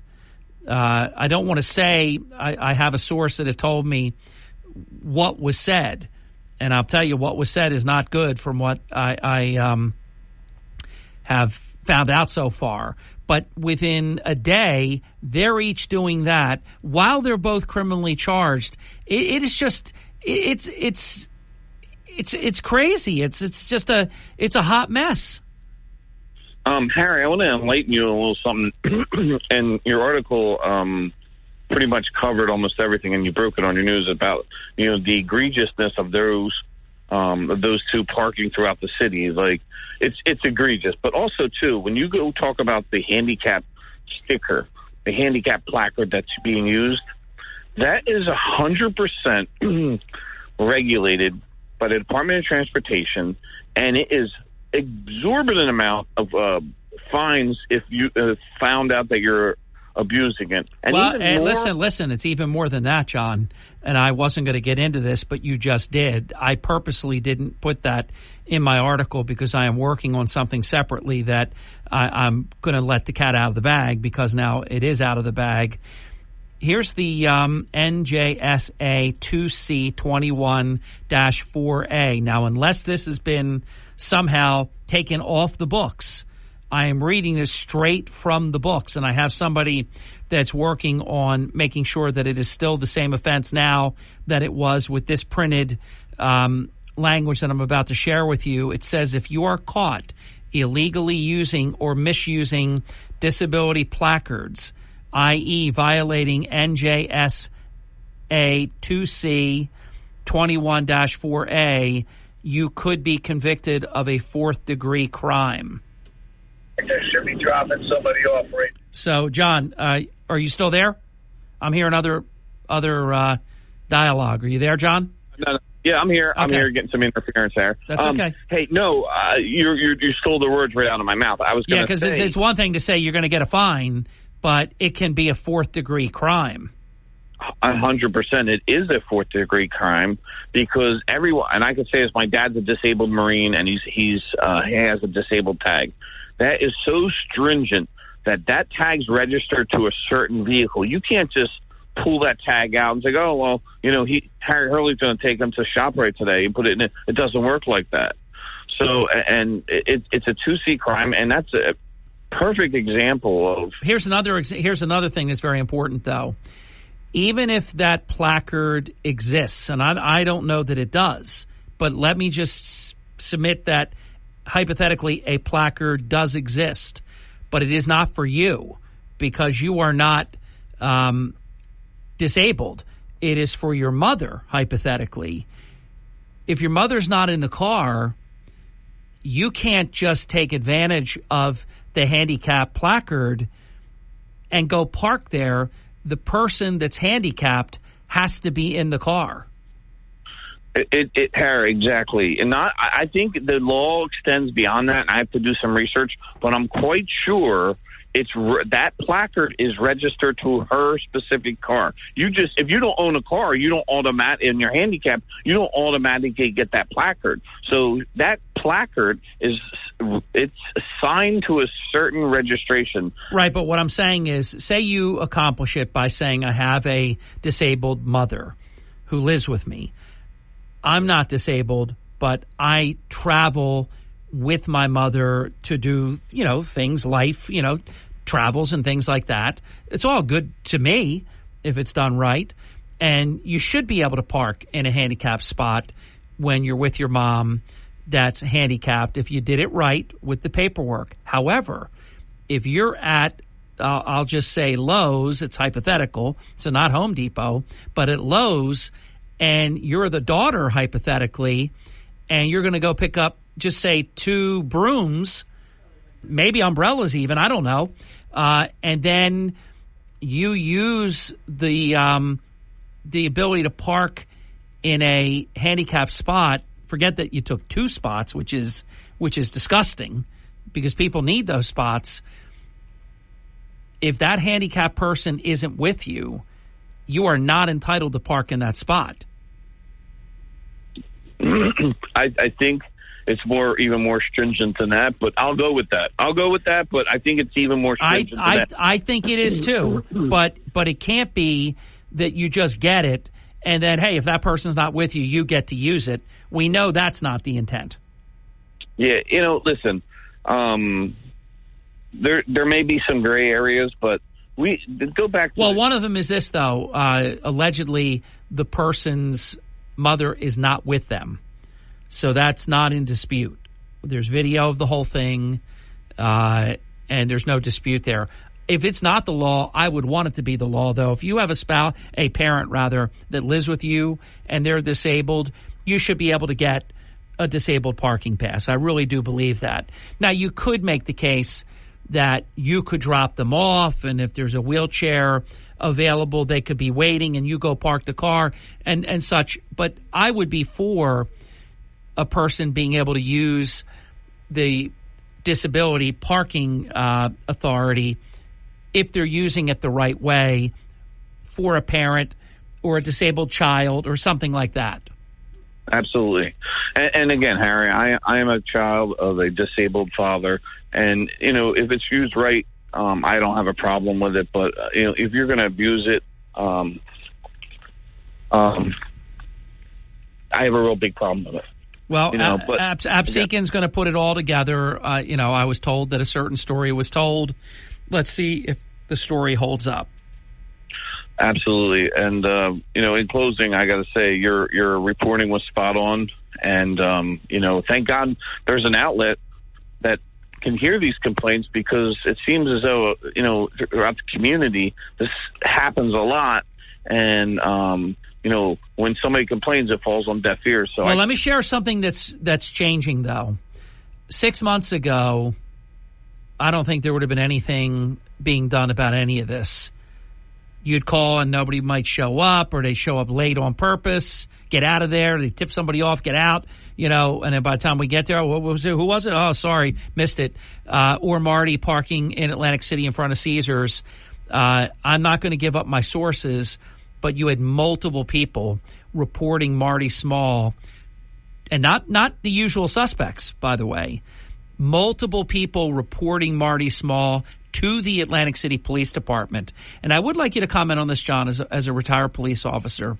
What a terrible position they are put in, because their director of public safety is behaving like this. I'm not even going to get into the Marty party, because there were some wild things I heard about the parking that took place with all that and streets that were closed. I'm not even going to get into that for Party Marty. But him parking on a Saturday night, or whatever night it was, Friday or Saturday, I can't even keep up with it anymore. I think it was Saturday, but may have been Friday, come to think of it. But one of the days, it's in the story. I just don't have it in front of me.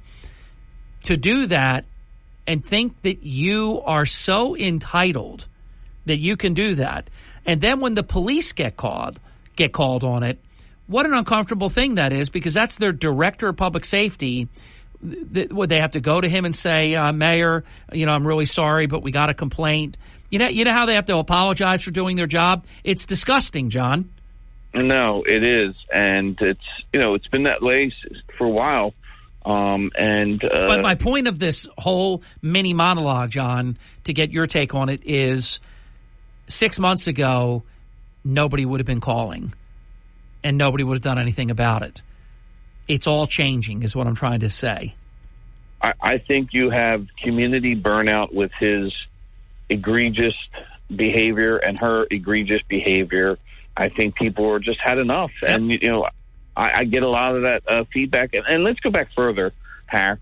I think one of the things Marty does really bad, really good, but it's really bad, is that he weaponizes certain department heads and certain departments and against adversaries like myself and others. And I'll just give you a few examples.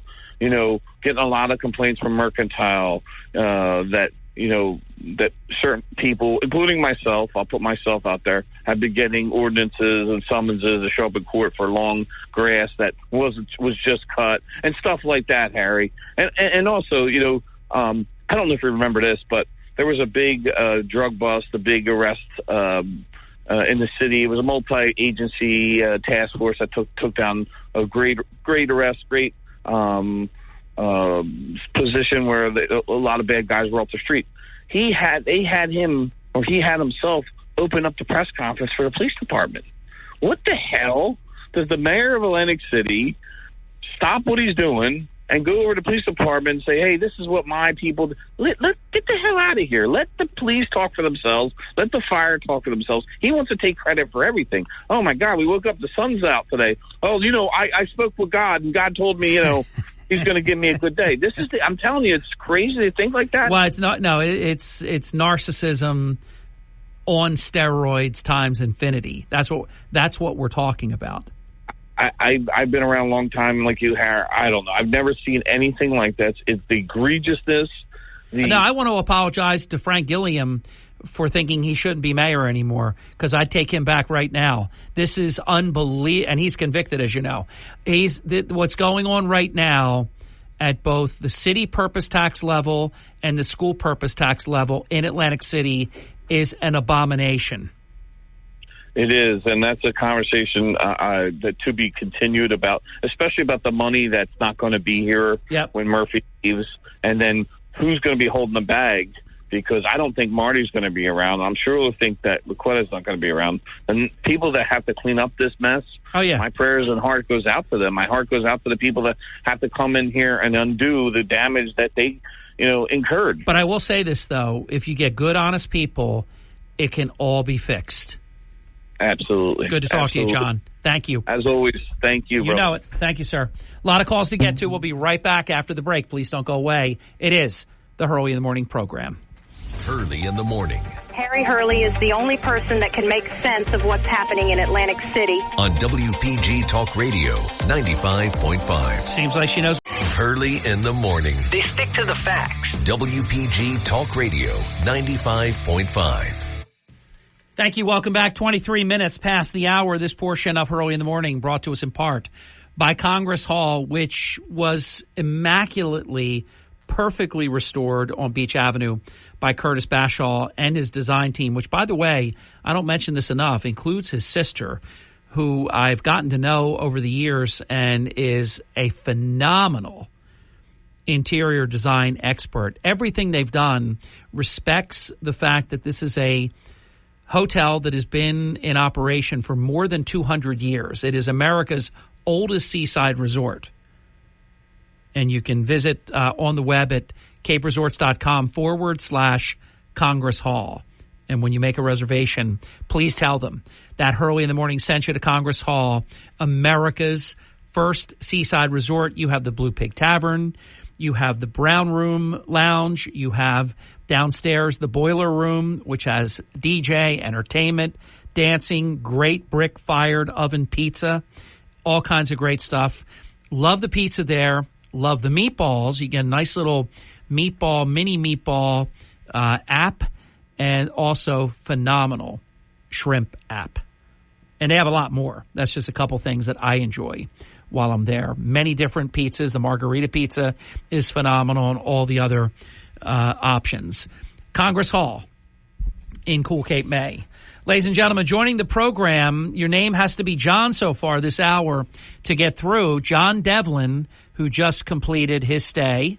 And now we visit with, this is living proof. You don't have to have a title. I've been saying this for 32 years, this July 1st, on air. You do not have to have a title of councilman or mayor or alderman or whatever, commissioner, to be effective and to make a difference. Citizen activism, when it is effectively done, is extremely powerful. And I can tell you, he's undefeated against Marty Small at every turn. John Exadactylus joins the program. Johnny X, welcome. It's Hurley in the Morning. How are you? 6-0, Harry. 6-0. 6-0, Johnny. I know. How you doing? I wanted to call to set the record straight because a few people chimed in, and I just wanted to say a few things. One, at Home Depot, I was there a solid 45 minutes prior Laquetta pulling up. Yeah, you weren't stalking or staking out Absecon Home Depot for Laquetta Small to arrive. It is living proof. There are, I talk about there are no coincidences. There are rare coincidences. You were there before she was there. Listen, everyone knows Friday is my coveted day to hang out with my guys and smoke cigars. I just happen to run out there to get something for the weekend, and we cross paths. So I got better things to do than to stalk them. What happened? By the way, that's all. Anybody that plays that card, what are you doing? Like stalking her? Investigating her? Like, a private eye? You're trailing her? No. You just happen to be somewhere where she was doing something she shouldn't have been doing. That's the only focus that counts. Not why you were there. Why was she doing what she was doing? Well, she was not dressed as a superintendent in professional attire. So she definitely was not working or in between anything. So whether she took the day off or not, that's a question she needs to answer to. Well, here, so I guarantee you, she took the day off now, so you don't have to. We don't even have to look at those records. We don't have to Oprah them. I guarantee she took that day off, Johnny. If you know what I'm saying. I got you. Yeah, but when I was leaving, it was brought to my attention by somebody else who knows the vehicle, who knows them, who was waiting on someone to come out of Home Depot, and it was like leading the blind man to the water who was thirsty. I was oblivious to what, it's Home Depot. Who cares? Yeah. It's a free-for-all. And you're at Absecon Home Depot. I mean, so you weren't at the Egg Harbor Township one. That's probably, I guess you could say Absecon is closer to Atlantic City. But anyhow, you were at the Absecon Home Depot, and that's what you came across. Yeah. So, and listen, I like the fact that you're such a straight shooter and all that. I pay no mind. Anybody that's trying to turn this on, why were you there in the first place, is trying to protect someone who's doing something they shouldn't be doing. Well, listen, I'll give a few reasons why. A new outdoor bar, homeowner, like to keep my property looking good in Atlantic City. Hey, by the way, did the MUA employee or the Atlantic City police officers, did they help you load your truck? Were they there to help you? Unfortunately, that was not a courtesy. Oh. I was a little upset with that. My back kind of tweaked a little bit. Yeah, you had to do it yourself, darn it. Yeah, it was painful. When that happens. But I just wanted to get that out there that, listen, what I do and what I say, it's given or it's my own eyeballs. No one's on payroll. No one is forced. Not a lot of no's, but like you just said earlier with John, people are gaining the courage. They are realizing that they are not Teflon, and people need to be held accountable, especially in these positions. A household has of power controlling 99.5% of the budget in Atlantic City. Well, I want to see NJSA 2C21-4A be tested here if it applies. Well, that's a fourth-degree crime if you're caught illegally using or misusing disability placards. There had to be a reason why this superintendent believed that she could be in not one but two handicap spots. Anyone can pull video from Home Depot. You'll see three things. Me, 30 to 40 minutes later, me exiting, and then Absecon showing up. What you will not see is any passenger get into the Board of Education 2023 High Country Tahoe. Yep, and that's where there's a big problem here, John. Big problem. So I just want to put that out there. Harry, thank you. All your listeners, have a good Monday. See you soon. Good to talk to you, John. Take care. John Exodactylus. I like saying the name. Exodactylus, short form Johnny X. When we come back, you are next. You'll be after that, and you'll be after that. We'll get you in. Don't go away. It is the Hurley in the Morning program. This is the Town Square, New Jersey Info and Weather Network. 31 minutes past the hour. I am Hurley in the Morning with 3 articles. I'll squeeze in a fourth because I wrote 2 articles about the Beatles. One yesterday about when the Beatles were in Atlantic City. It's a really fun read, and the fact that they went on to Cape May from there. We wrote a bunch about Marty and Laquetta Small because they park very, very differently than you and I. And Atlantic City legend John Bucci has passed away. We send our deepest thoughts and prayers to the family.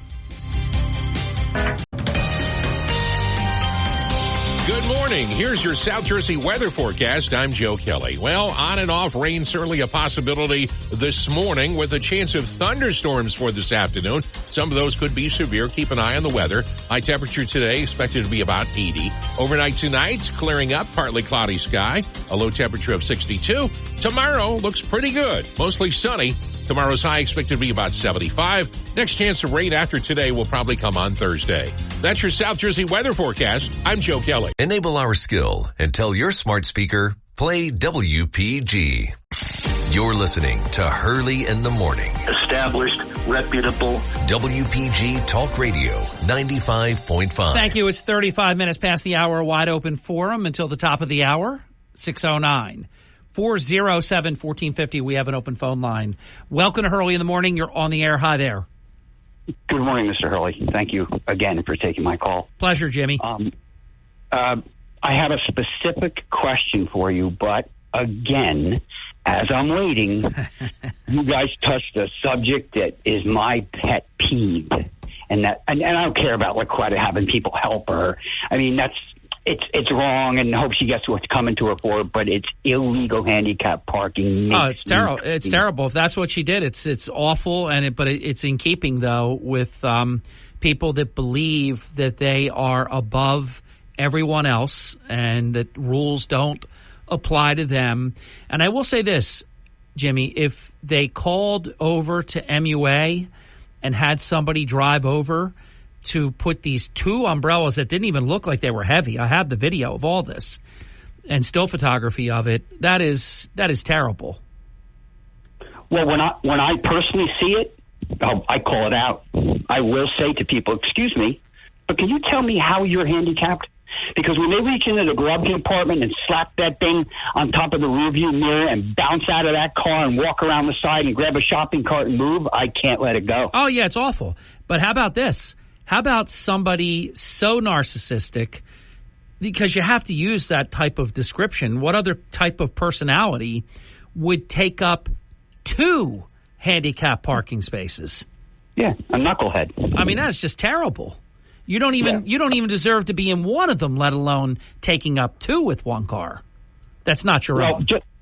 That's true. And just to end this so I can get to my question, I'll say this, and I've said it to you for 7 years. In the end, they're greedy and stupid. Question. Did you have a chance to see President Trump at the UFC fight in Newark this weekend? 100%. The standing ovation. Let me tell you how precise I can be, Jimmy. That was not only the president at UFC, that was a standing ovation for President Trump at UFC 302. Yeah. Woohoo! Yeah. It was amazing. Yeah, and that was what you call a thunderous welcome. Yeah, they were chanting FJB. The whole thing was outrageous. Yeah. Now, because my son-in-law got the pay-per-view on it, yesterday I was up at his house doing some plumbing for him, and I got to watch the whole thing. And did you see what Strickland said after he won? No. After Strickland won, he went to the edge of the cage and pointed down and said, what they're doing, I'm going to paraphrase, what they're doing to you is on blah, blah, blah, blah, blah. And he's pointing to him going, this is the greatest man. It was fantastic. Well, the Democrats, the hater ones, especially the radical of the radical, they can't stand how popular Trump is. Yeah. He went on TikTok live from UFC 302. He has 3.4 million followers in less than 24 hours. Biden's been up on TikTok for, I think, a couple of years, but certainly for an extended period. He's at about 400,000 people following him. Yeah. So the difference between, and then they want us to believe that Joe Biden's most popular, in terms of vote getting. No, he had the most ballots ever filed. He's not popular. Yeah. Hey, listen, I also saw a ton of pictures he took with Frankie Edgar and his family. Now, in being in the wrestling world, I see Frankie Edgar all the time. I saw him in Virginia Beach over Memorial Day weekend. I see him at all the wrestling tournaments. His son and my grandson are kind of the same age, so I see him all the time. I always shake Frankie's hand.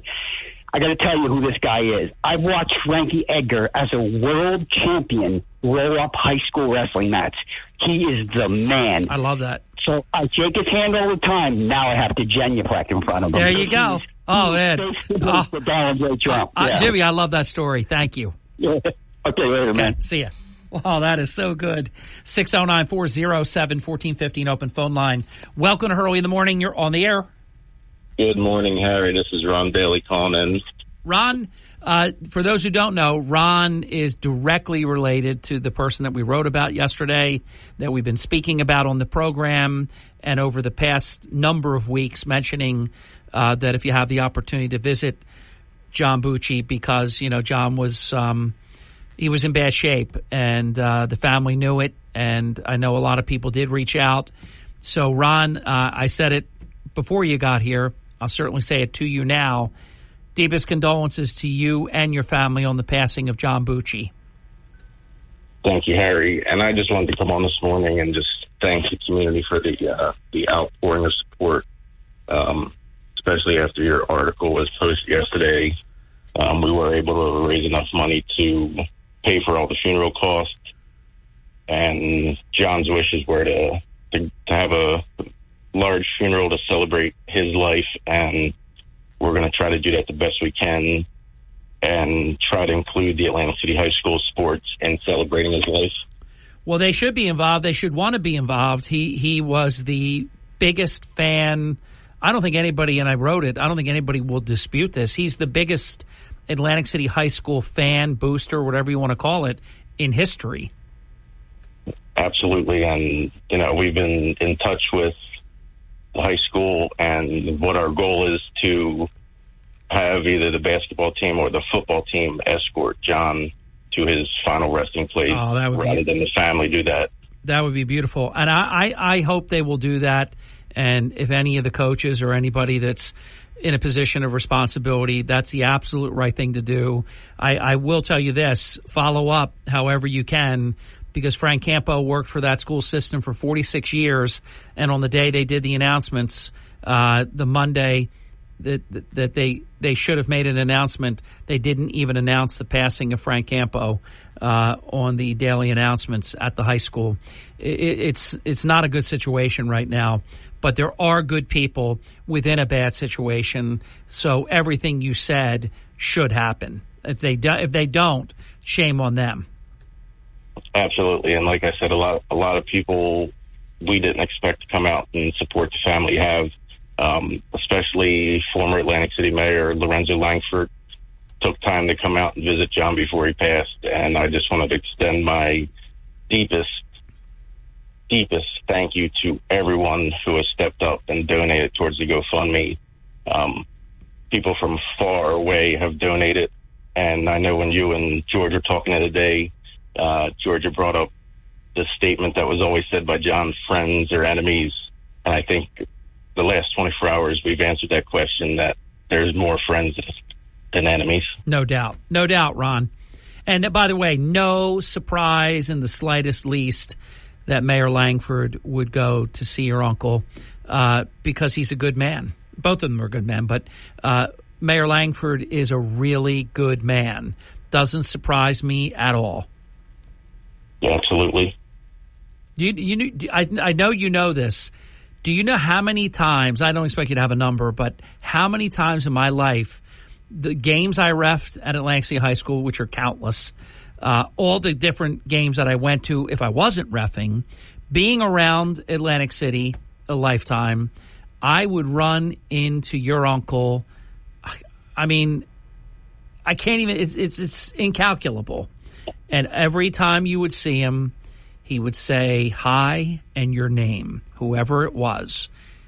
Kind and decent and good. Yes, and just yesterday going through some of his books that he kept, you wouldn't find anyone else who would keep rosters of every team that played in the league with phone numbers for the players. They're making sure they had rides to the games, making sure they knew when their game time started, when practice was. And it was just amazing to go back and reminisce on the books that he had with all that information in it. He loved it. I mean, it was a big part of his life. Absolutely. And, I was writing something to read at the funeral, and the headline was a letter to the legend, because unfortunately people don't look at it the way that I looked at it. But John was a father figure to many of the youth that grew up in Atlantic City sports when they didn't have a father figure. Even though John didn't have kids, he was there in that role to make sure they got to the sports they needed to get to. Yeah. Yeah, just a good man. Solid good man. No doubt about it. He'll be missed. And I think he's one of the most unique, decent people, and I've never met another like him.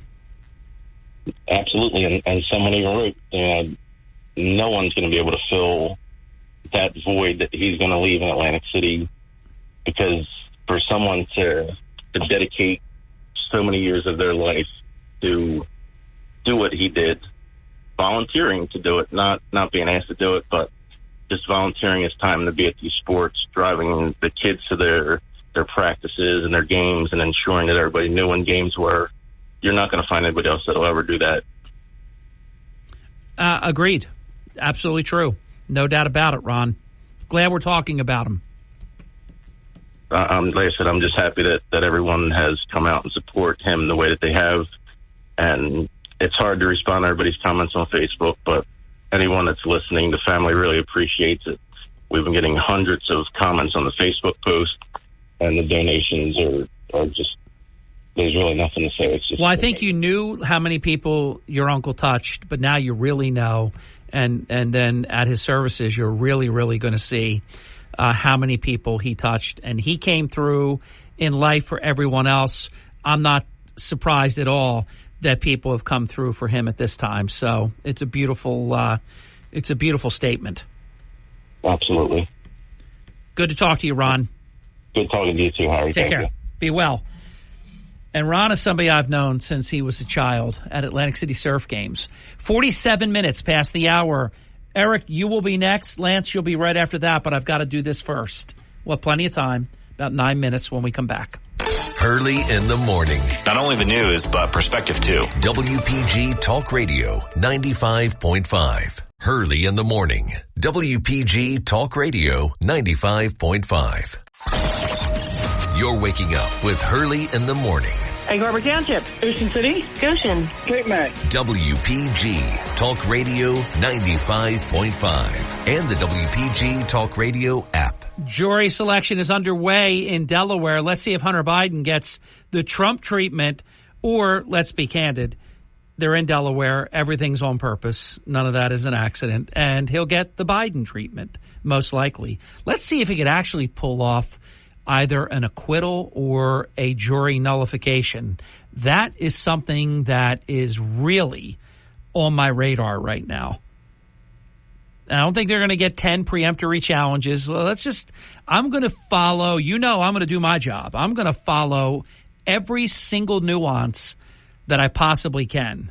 For example, why does Callaway nephew David Thomas get the nuclear bomb, politically speaking, dropped on him for nothing, and then you see all this garbage that goes on that very little seems to be done about it? I mean, it's just not right. I understand that that this rough and tumble game of life is not fair, but some of this is absolutely ridiculous. Eric, welcome to Hurley in the Morning. You're on the air. Hey, Howard. How you doing, brother? Good, sir. Haven't talked to you in a while. It's Eric. Yeah. What's going on? I haven't. Yeah, go ahead. I haven't forgot your pizza, by the way. I'm not worried. Don't you worry. I'm not worried. Well, I'm a man that pays my bets. I'm not worried. If Hunter gets off, that isn't what I call it. That's going to really tick a lot of more people off. Oh yeah, I almost hope it happens. So do I. I was telling Marianne. I said, I hope he gets off, because they're really going to be pissed at. Really.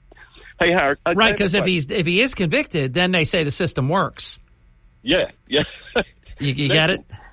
Yeah, I got it. Yeah. Hey, I wanted to ask you something about Stormy Daniels. Yes. Now, she violated the non-disclosure agreement, right? She violated the non-disclosure agreement, and an appellate court of the United States has ordered her to pay President Trump. I think it's close to $200,000 that she has still not paid, and she actually said she hopes she never pays it. But I know where you're going next. Why isn't she charged, right? Yeah, how come she isn't charged? That's where I was going. Because our Department of Justice is corrupt. If that was somebody they wanted to get, like a Rudy Giuliani or something like that, oh my gosh, hell would have rained on her. She'd be in jail, and having to pay the money. But isn't that terrible though? This isn't just some local, idiot judge. This is a high appellate court ordered her. I mean, she violated an NDA. You got to give the money back, and you get fined.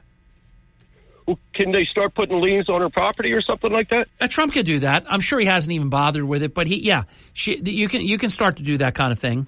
She owes the debt. Okay. All right, that's all I wanted to ask you, brother. I've been working very hard. That's why I haven't called in. That's all right, Eric. Good to hear your voice. All right. Take care. All right. See you now. Care. Love you, man. Love you back. See ya. Lance, welcome to Hurley in the Morning. Hi there. Hey, gracious good morning and Magic Monday. First and foremost, quick things. John.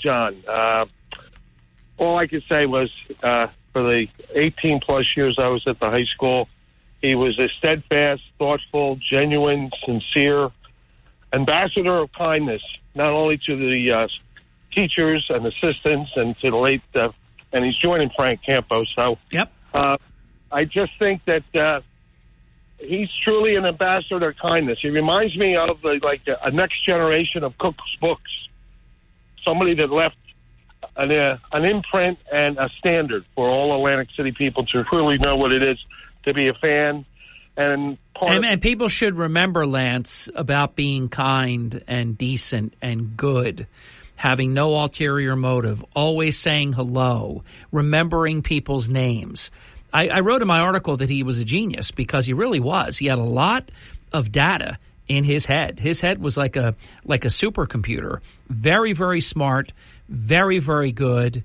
And I was heartbroken when I found out that he was not doing well and that his time, on this earth was short.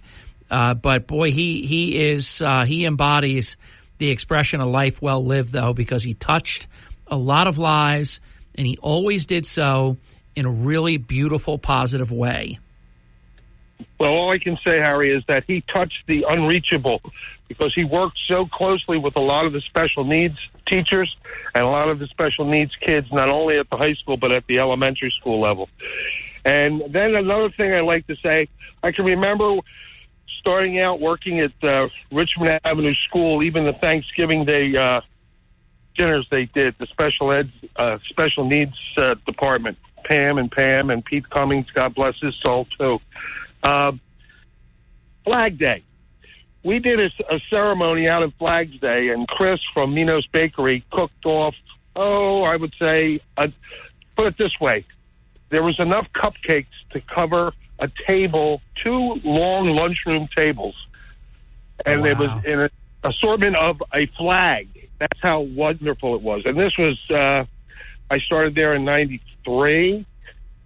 Now, One thing I will say, and I haven't had his product in a long time, but when Chris was there alive, the icing at Minos was incredible, Lance.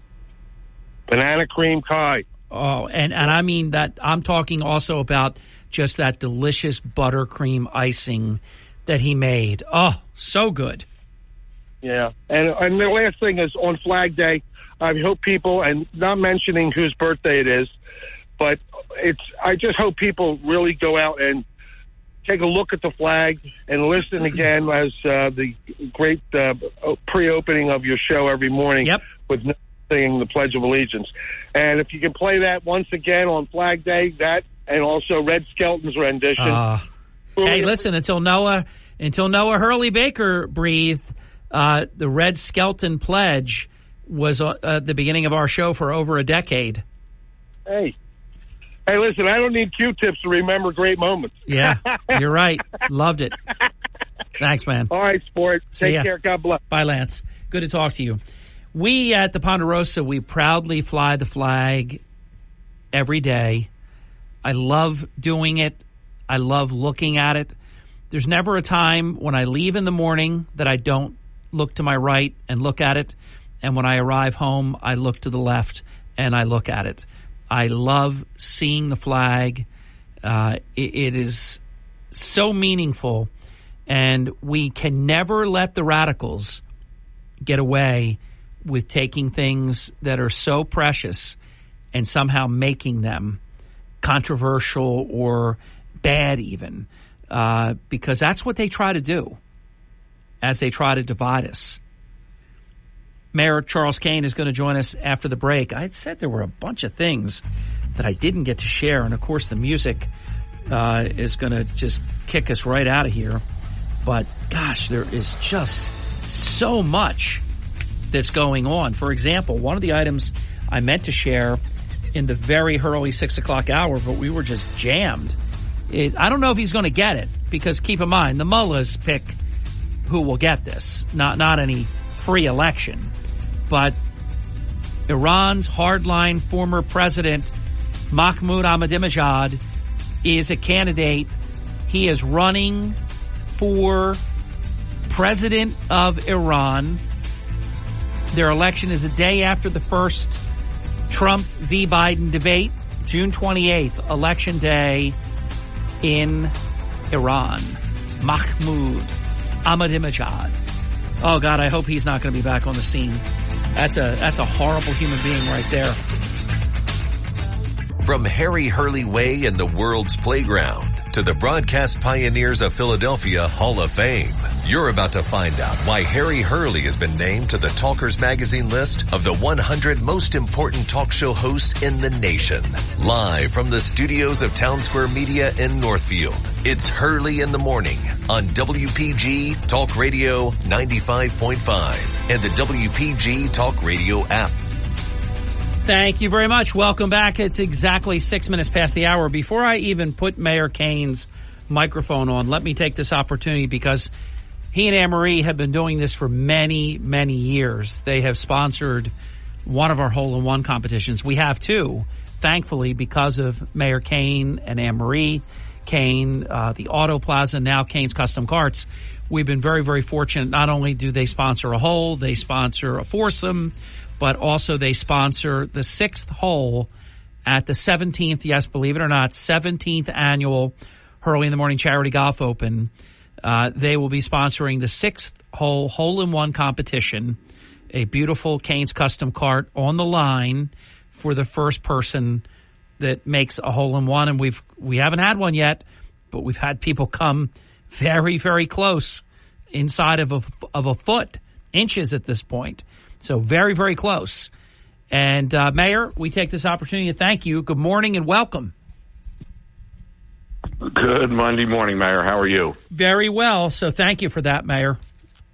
Well, we're excited about it again this year. I mean, obviously, we certainly appreciate being part of it, and it's such a wonderful event. You do such a good job with it. I used to play at a lot of events, and you would go to an event, and it would take all day to be in an event and to try to support a cause.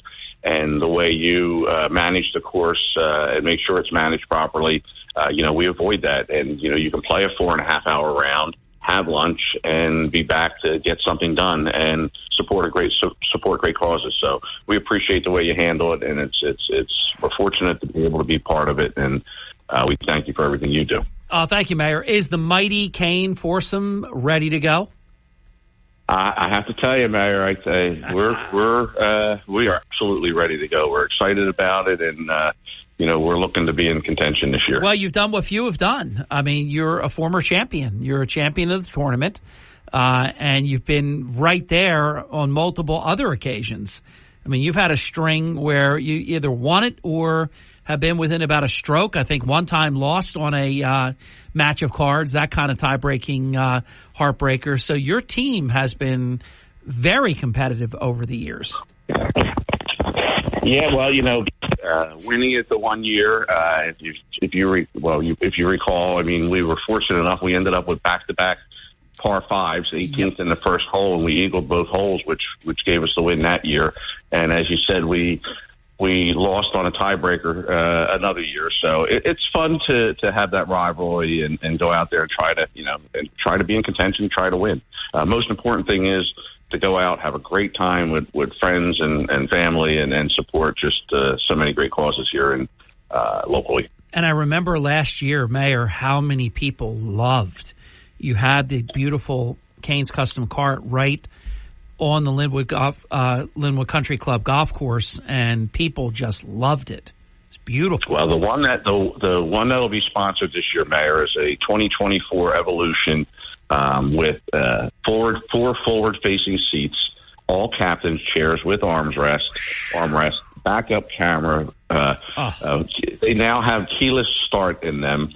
It has a removable trunk on the rear, so you can do your shopping with the cart if you're, in a shore town or an area where you can do your shopping. And then the actual trunk is removable so that you can carry it, wheel it into the house.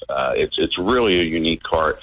They're doing such a great job with these carts, making them so user friendly and adding so many amenities that you would have in a regular vehicle. So, Mayor, just like a car of today, you'd have like a key fob in your pocket, or a lady might have it in her pocketbook, and you push the start button and away you go? Just keep the key fob in your pocket and you're ready to go. That is fantastic. Well, you and I, we've been talking about this from the origination of Canes Custom Carts, that the technology and the bells and whistles and the types of things that people are going to want to have, I mean, it's evolving in real time, isn't it? It really is. It seems like we're getting updates almost, monthly at least, probably more frequently of new amenities and new product that's coming out and is available. It's changing really, really fast. Incredible. What are you looking for summer 2024 by way of Canes Custom Carts and interest in these types of cars and carts? Well, look, we realize that, people are right now, people are struggling. People, I think a lot of people want to try to get through this election. Our goal, is to maintain what we accomplished last year and grow that a little bit. We're in concentrating in a shore town, and we picked up a couple more campgrounds. So, the daily rentals are there, and we're just looking to maintain and try to grow it a little bit. And I think that once we get through this next election, I think, hopefully if things go in the right way, I think we'll see some confidence in the economy and really be able to, take this thing to another level. Mayor, my knee-jerk reaction is that, and it might not just be a knee-jerk reaction, because we have spent hours, you and I, reviewing different issues about carts, but the shore communities, are they the sweet spot? It's not to say that they aren't and can't be popular on the mainland, because they can, and there are a lot of places on the mainland that are within the speed limit and things like that. But are shore communities the ultimate sweet spot with these carts?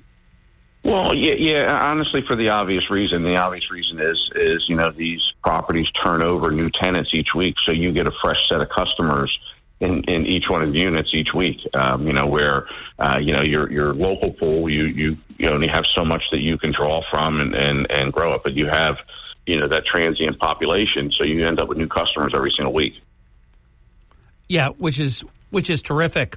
What is the? I remember in my old days as a hotel executive, I was very excited because an Atlantic City hotel stay was measured in hours, and I remember celebrating at a staff meeting when we hit 24 hours. One full day was the average length of stay of a guest in Atlantic City. What's the average length of a cart rental? That's a great question. It really depends on if it's midweek or weekend, but the average is running right about 3 days now. That's good. Yeah, and actually on certain, depending on the time of year and where you're at in the month or in the summer, we do require sometimes a 3 day minimum because it's just there's so many carts going in and out that it's just what we have to do in order to make it the business model work. And it really does. When you think about that, it's with someone and you have it day after day after day. It's a nice run of having it for that length of time. If you're vacationing, and you have that for your full weekend, long weekend, it's great. It's great for you because if you're delivering it, it's not like you brought it there and hours later you got to come back and schlep again. So it really is the economies of scale work out well that you can drop it off and then it's days before you have to worry about getting it again. So I like that. I think that makes a lot of sense. Yeah, and that's the way it is in most cases. The only time that really changes is with events. We're doing a lot of special events. Just did the Cooper Rowing Club in Camden. That was a huge event that featured our carts, and it went over really well. That was a several-day event. We're doing several graduations, which, it really enhances special events. When you look at, you can take an event and take it to the next level with these carts. And graduations is something that we didn't know last year. We're picking that up this year. And there's a lot of other events locally that, we're hoping that we'll be part of, and our carts will be featured. Let's take our first break. We're going to come back strong in just a couple of minutes. Got to squeeze in some Eagles early. This isn't, obviously not even preseason, but this is pre-preseason because the Eagles did have one of their greatest, I think, drafts ever. They set a record for the number of trades, actually. So that was huge. I think it was 8, something like that, maybe even 9. I forget now. But really good draft. Howie Roseman evidently is a genius again because you know how that goes. You go from genius to bum, overnight it can happen. But the expectation is to win. So, I appreciate that. But we'll get the mayor's take on the upcoming season, and we'll do what we always do. We will take the program. It leads us. Sometimes we don't even lead it. We'll be back. Don't go away. Yours truly, Hurley in the Morning, with my good friend, Mayor Charles Kane. Early in the morning. It tends to make me feel a little bit more intelligent. WPG Talk Radio 95.5. You're waking up with Hurley in the morning. It's the topics that matter to me. WPG Talk Radio 95.5. Hey, thank you. Welcome back. 19 minutes past the hour, Hurley in the Morning, as we have done for probably a good decade and a half. Monday mornings, 9 o'clock hour with Mayor Charles Kane. We continue. Let's talk a little bit of Eagles. What are you thinking going into the news to the upcoming season? Well, I have to tell you, I mean, I think we all appreciate the moves that the office made, here in the off season, and obviously the draft, I think was one of the best ones they've had. Philadelphia. Again, here you look at it. You look good on paper. Seemingly Hurts is healthy, and but there's just going to be so much controversy, surrounding this team this year. You look at what happened last year. You went 10-1, and then we all know what happened at the end of the year. So I don't think the Eagles are going to get any slack. I think there's going to be a lot of excitement around the team. But I'll tell you, Mayor, I know from sitting there for so many games. One bad quarter, and the fans are going to let Philadelphia Eagles know how they feel about them. Do you think you're usually there? Do you think it would even go a quarter? Like, would they get booed on their first series of downs to start the season if it's not productive? Absolutely. I know that's a lot. It's not. That is tough. I sincerely appreciate the passion of Philadelphia fans. Yeah. I mean, they truly, like no other fan in the league, feel like they're part of this team. I mean, they're vested. They feel like they're part of it, and they want to contribute, and that's why they attend. And they're going to voice their opinion, and that's just the way Philadelphia's always been, and I don't see it ever changing. So, if you want to play in Philadelphia, you got to know that you better have your A game every week, otherwise the fans are going to let you know about it. I'm going to say something that I don't believe is provable at this time, but I really do believe it. I believe that Jalen Hurts was much more hurt than anybody let on, because obviously if you don't come clean with that kind of thing, there's serious ramifications in the NFL and professional sports, because for a lot of reasons, and I even though they don't admit it, a big part of it also too is the gambling aspect, legalized gambling, and I guess even the illegal aspect of it, because they are responsible to report injuries and, the degree and all this different things. I think Hurts was, pun intended, was much more hurt than maybe we knew last season because something just trailed off. Part of that 10-1 was also beating the Super Bowl champion Kansas City Chiefs, 2-time defending Super Bowl champions now. They beat them. And I'll never forget, I was just talking about the other day with Margie. We were in Disney World, and we put our vacation. It was just a joy to do. Perfectly timed to be back in our room to watch that. We had a beautiful villa, and it was incredible. The comeback, the touchdown to tie it, the overtime win. If I remember correctly, Hurts ran it in, if I'm not mistaken, at the end to win the game. And then all of a sudden, they were a totally different team not long after that. I think he was a lot more hurt than we know. Your thoughts? Well, you know what? I think that we did feel that right around that time, but we were having this conversation yesterday, and it's kind of cool that football talk starting already. Yeah. But the conversation was, we were talking about quarterbacks and how quarterbacks seem to go flat, and you think about it. Jalen Hurts is 25 years old. And he just got a $255 million contract. How do you, the conversation was, how do you stay and play at the intensity that you played prior to getting a contract like that? How do you, there's not many players. I think, a lot of quarterbacks, a lot of players went bust after big contracts. And there's a few exceptions in the league, obviously. You look at a guy like Tom Brady who, has all the money in the world. I don't think the money ever changed him. He just has a love for the game. And I'm not saying Jalen Hurts doesn't have a love for the game. I'm just saying, how do you internally deal with that battle between having more money than you really could know what to do with, and still go out and play at the level that you played prior when you were trying to get that contract? Yeah, well, unless he was hurt. If you're hurt, then there's only so much you can do. No, I agree with that, but sometimes I think that the hungrier you are, you can play through things probably better than you could if you weren't hungry. The conversation, I don't think we ended up with an answer on the conversation, but it's really difficult on these guys. When you look at the age of them and what they're dealing with emotionally from when they get these big contracts, and you just hope it doesn't ruin them. You just hope that he can get back and play at a level and be there for many years for Philadelphia. Yeah, I think that he'll be back to where he was.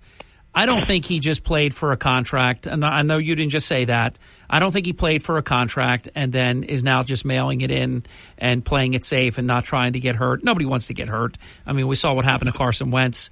He was MVP caliber and wrecked and trying to, stay in the league. I guess somebody did pick him up, but it's tough. But you look at how he was the year before last, and then all of a sudden for the second half or thereabouts of last season, not even the second half, last third, because they were 10-1.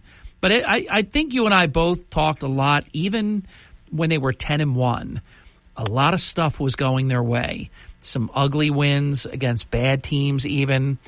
And then all of a sudden, that wasn't happening anymore. So, maybe it's possible they, to quote Dennis Green, who said they are who we thought they are, maybe they weren't who we thought they were. What do you think about that? That is a really great way to look at it. Maybe, because like you said, I remember the conversations. There were a lot of, 1, 2, 3-point wins that, they just got that break and they were fighting for it and they got the break they needed in order to win the game. There's a lot of truth possibly to what you just said there. It was definitely the tale of two teams. There's no doubt about it. And, a little luck goes a long way when you have a short season like this. When you're in baseball or hockey and you have so many games, it doesn't, I don't think it equates as much. But when in football, obviously, if you can squeak out a win with, the limited amount of games, you're looking at postseason opportunities. And, I hope we don't see that this year. I hope we see some consistency. And again, I don't think no matter what happens, I think they can go 8-1 again, and Philadelphia fans are still going to be skeptics, and they're still going to be waiting for the letdown to let them know about it. My mind's playing tricks with me. I know the league has put out some of the games, like they put out where the Eagles are going to be, and now I forget, but it's a warm climate country, about 4,000 miles or so, 5,000 miles away. Brazil, there you go. I know that. And then they put out some other games, but have they put out the full schedule yet? Yeah, you can actually get the schedule online now. I don't know if it's official, but I think I'm almost positive it is. Yes, it is.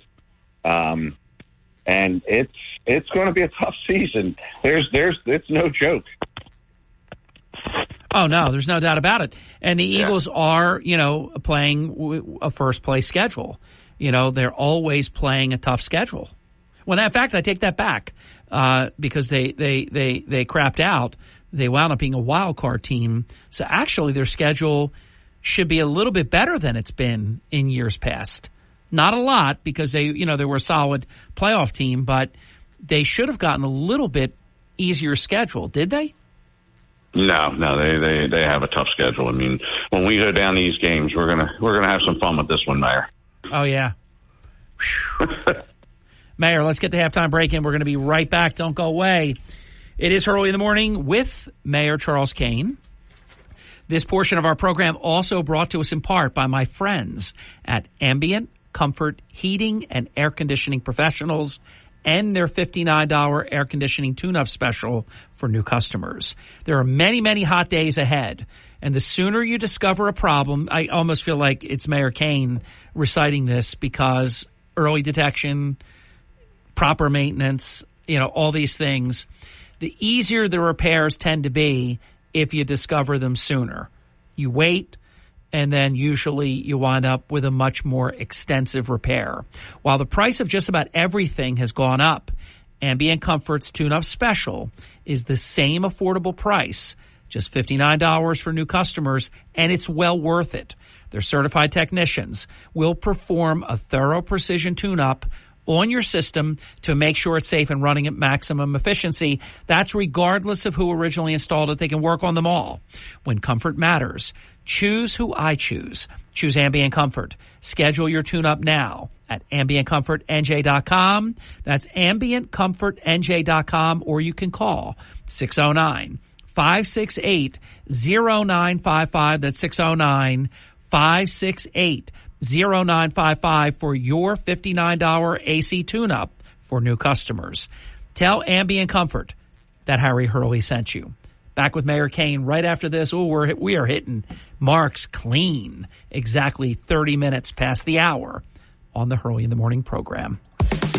The WPG Talk Radio app is everything South Jersey on your phone and in your car through Apple CarPlay and Android Auto. Local news, weather, and information updated around the clock from New Jersey's largest radio news team. Easy access to WPG podcasts and more. Powered by Smokers Haven. You'll find the finest selection of cigars at any of their 5 locations. Stop in and let them help you find the perfect cigar to pair with your life. Visit SmokersHavenNJ.com. Listen at home or in the office on your smart speaker. Just say, play WPG. Apply. Hurley in the Morning. If you really want to know what's happening in Atlantic City, it's Harry Hurley every single morning. WPG Talk Radio 95.5. I'm going to bring up a Captain Obvious point, but I want to talk about it. So even though it seems like it's a stupid question, I'm going to treat this like there is no such thing as a stupid question or comment. Not having Jason Kelce, one of the greatest centers, not only the greatest center in Eagle history, I believe an absolute surefire first ballot Hall of Famer and the best center in the entire NFL. Not having, and that is like another quarterback. That's like your timekeeper, the the conductor. I mean, so many, descriptions I could give, Mayor, that you just take for granted. Not to mention when the Eagles would do that, whatever it was called, the tush push, whatever you want to call it, Jason Kelce was the one sticking his neck out there, getting that first push. Let's see if that play is as effective without him. I don't think it will be, but I do know that the person they have in mind to be the center is also a very good center. I think that is one of those losses that you can't overstate, Mayor. Are you on mute, Mayor? Hold on. Mayor, can you hear me now? Hi, Mayor, we lost you. If you can hear me, call us right back. I thought you might have been on mute for a second. I'll have to do that all over again, possibly, unless the mayor heard it. Mayor, I'm freeing up the line. Call me right back. You know the number. I think that is time well spent to just chat that up. I don't remember the name of the new Eagles center, but it is somebody that I believe I've heard that Kelce is in favor of, that says that he is, very, very good. And that is a huge position for all the reasons that I mentioned a moment ago. While we wait for the return of Mayor Kane, let me just make sure there he is. Good. Mayor, were you able to hear the question, or do I have to state it again? I believe the question was regarding the replacement for Kelce as center. Yes, how great Kelce was, so many ways that you can't overstate how big that loss You really can't. I mean, I don't know what the tenure was, and I know that I believe he had almost more starts than any other player in the NFL. And like you said, I mean, that controls the timing. There's so much that goes on in that position, but I think Philadelphia has a qualified backup. It's just going to take some time for to settle into that. I was hoping that you may have heard him come back and say he's going to come back for one more year. Part of you wants that to happen, but I also, I'd hate to see him get hurt and end his career that way. So I got to say, with the millions that his brand, and he gets, he's worth it himself. But you get the spillover effect of Tay and Travis and all of it, and him and Kylie are awesome. The podcast that Travis and Kelce does, that is scalable. To be multi-millions every year. Already is multi-millions. So what does he need to put his neck out there to get broken? And you know what? He has young kids. He has the type of career that as he gets older, he's probably going to have difficulties. And I don't think I wanted him to play another year. But when you take outside the football fan selfishness of wanting him to continue to play, I'm glad he retired. Mayor, that's very well said. I agree with you. I mean, it's the football fan in you that really wants him to be on the field because his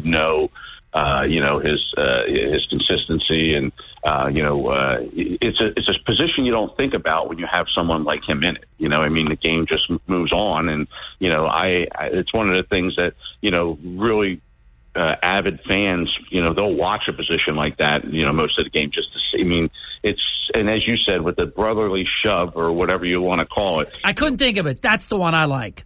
The brotherly shove. I like that. You still have a quarterback that squats 700 pounds. So, it's great having that big guy there. But if Hurts wants to get across that line, he's getting across the line.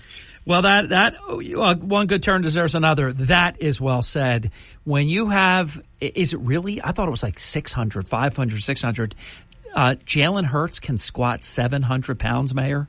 That is not official. I'll look that up, but okay. I believe he was between 600 and 700 pounds that he was squatting, which is insane. That's what that means is when they need less than a yard or even a yard, they almost have to make a mistake, like slip. And when you got the push that Chelsea's my friend right across the hallway. Chelsea, I just called your name out. That Kelce used to give them. See, I don't think they're going to have. I know this guy's a good center, but I know that people they won't take for granted now that push that Kelsey used to give is invaluable.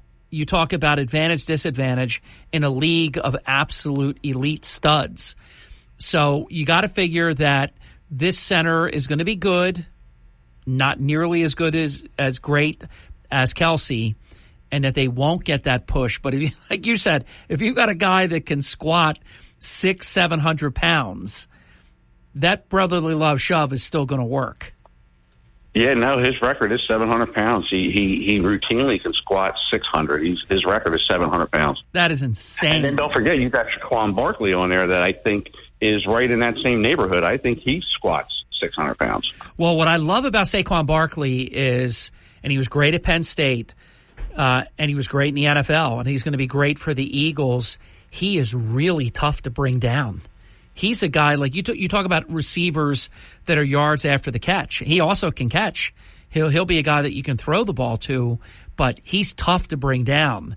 I really think with all the talent that the Eagles have, Barkley is going to have a resurgent year.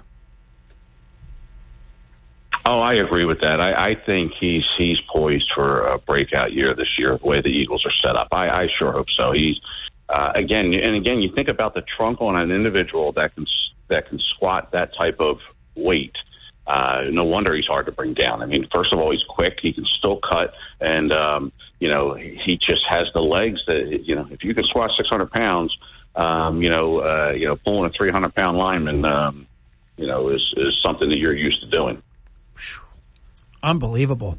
Final break. We'll come back. One more power segment. That's how fast we always tease. It just flies by so quickly. 43 minutes past the hour with Mayor Kane. I am Hurley in the morning. This is WPG Talk Radio, 95.5 because of you. South Jersey's talk station. We'll be right back right after this. Stay with us. You're waking up with Hurley in the morning. It's well-balanced conversation. WPG Talk Radio, 95.5.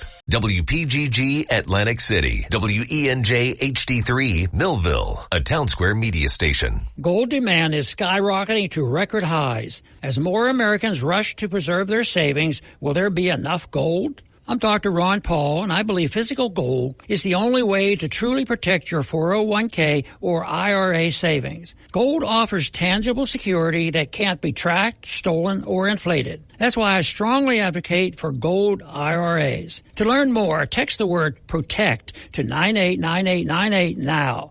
Birch Gold Group will send you a free info kit on gold IRAs. Birch Gold is the only gold company I trust, and there are thousands of rave reviews prove I'm not alone. So don't wait another second. Protect your retirement savings today. And see how easy it is to move your IRA or 401k into physical precious metals. Text PROTECT to the number 989898 for your free gold IRA info kit. Again, PROTECT to 989898. Message and data rates may apply.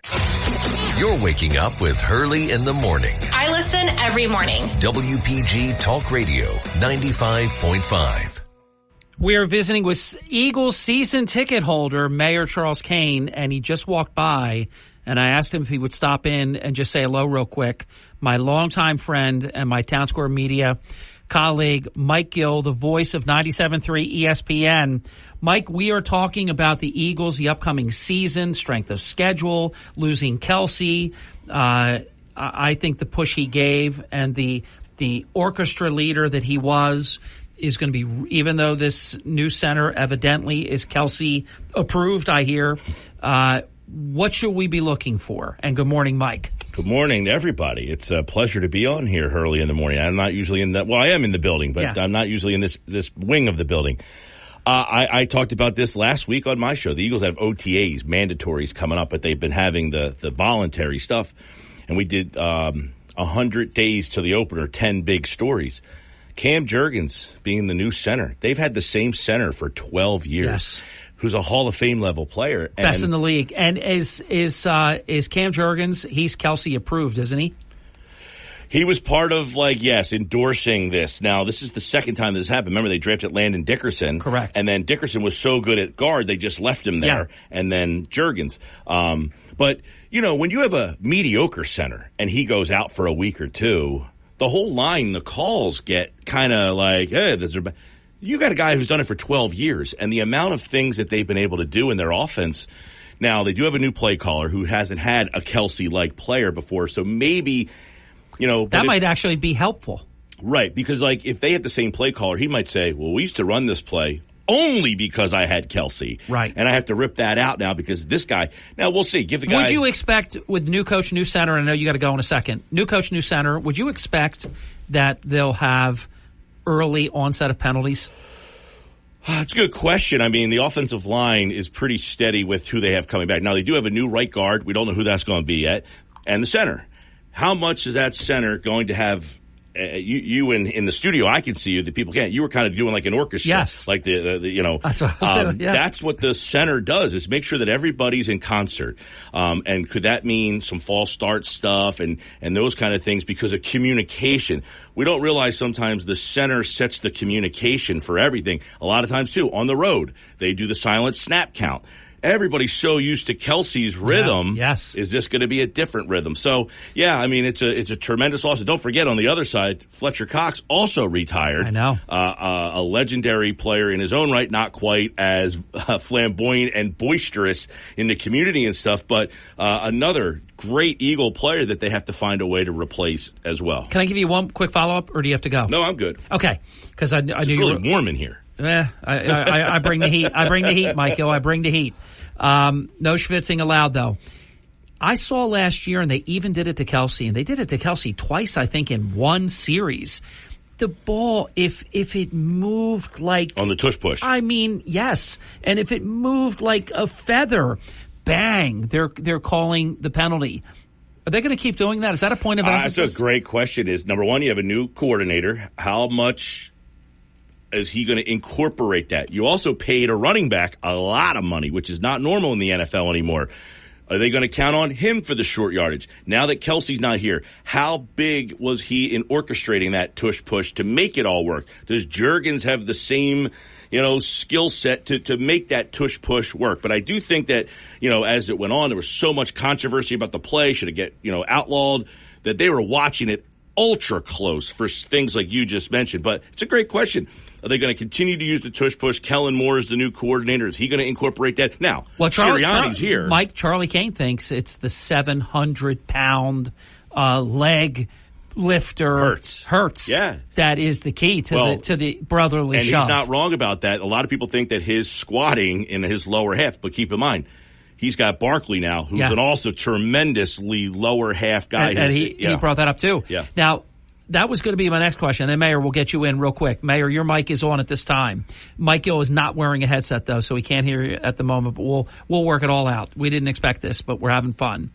In terms of the Eagles, do you expect them to go to Brazil and be the 10-1 Eagles or like the 2-7 Eagles?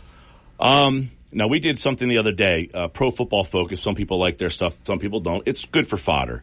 They ranked all 32 53-man rosters. Do you know where the Eagles were on that list? Where would you just make a ballpark? Top 5, top 10, top 15? Well, if you're counting the whole season, or if after entering 2024, this roster right now, they ranked all the rosters heading into training camp. The Eagles have kind of earned high rankings, so I think I'm going to crap out here. I'm going to say they were considered top 5. They were number 3. Yeah. San Francisco, Kansas City, Philadelphia. Yeah. Extremely talented roster. I think they identified that our coordinators were a little green, a little in over their head. Yep. I had on one of the players when I was at the Super Bowl last year. I had Fletcher Cox on. I had Britton Covey on. Britton Covey said something very interesting. He said Brian Johnson was a very good coordinator, very smart guy, but he thought the team would have benefited more had they had a more veteran play caller. So I think that's something that with Kellen Moore, a veteran play caller, Vic Fangio, very veteran guy on that side of the ball. So I think, and the Fangio thing is interesting. A lot of people didn't like John Gannon, and I say it all the time about John Gannon. Every player in that defense had the best year they ever had for the most part. I mean, if you had 12 starters, 9 of them had the best season they ever had with John Gannon. John Gannon runs Vic Fangio's defense. Last year, Sean Desai tried to tweak it a bit. It didn't work. There was communication problems all over the place. And from a lot of reports, he was kind of a timid guy, didn't have a big voice. Vic Fangio is the only voice in that room, and that's going to be a big change. Mayor Kane, question for Mike Gill. Sorry about that, Mayor. It's okay. Well, I think you covered it. As we spoke, you got the legs of Barkley too. And what a contract he got, as you said. You just don't see those contracts anymore. At the end of the day, what team do you expect to be on the field this year? And do you think, as the mayor and I talked about earlier, what do you think fans are going to do when they have their first bad series? Well, they're going to do what they always do with the bad series, right? We laugh too. They're going to let them just know. Like that. I will say this, you laugh about that, but there's been a lot of reports that Kenny Pickett, the backup quarterback, has looked really good and almost outshined Hurts. In this town, we know the backup quarterback's always the most popular guy in town. I don't know that it'll get to that early. But for the most part, I expect this team to go to your questions, the 10-1 version. Me too. I think a lot of what happened last year, you had a disaster on the defensive side of the ball with changing the coordinators. On my show, we have a lot of Eagles conversation. We had, some of the reporters saying that some of the guys in the secondary weren't talking to Desai towards the end. Was Hurts actually more hurt than we knew? That is an interesting question because that's never really come out. Hey, after the season's over, he needed surgery for this or needed that. All season long, we had did he have this knee problem? Because he's so quiet. Yeah, he never complains. He's just so quiet. He is a tough guy to get a read of. But I will say this. He needs to get back towards that 2022 guy than taking regressions the other way. And it looks so bad when in the contract year you're gangbusters and in the first year, you look like that. But they look great at 10-1. But even some of those wins were bad wins. But the Chiefs. The year before, guys, every game you would say they won because Hurts was the best player on the field. That was not the case last year. Is he going to run more this year? We all hope, right? Last year he looked timid. He looked disinterested in running the ball. I don't know if that was them telling him, and then it's in his head, and now you're thinking about it. And once you play sports and you start thinking, it always looked like it was his last option for him. Always. You're right. No, I think that was one. In 2022, you would say he has to make a decision on every play, and he made the right decision 95%. It seemed like he always knew when to hold it, knew when to keep it, knew when to throw it. Last year, it seemed like he was constantly not in concert. Mike Gill, did the Eagles have one of the best drafts of all time? Well, of all time, it's tough to say. The reason I say that is, didn't they have 8 or 9 trades?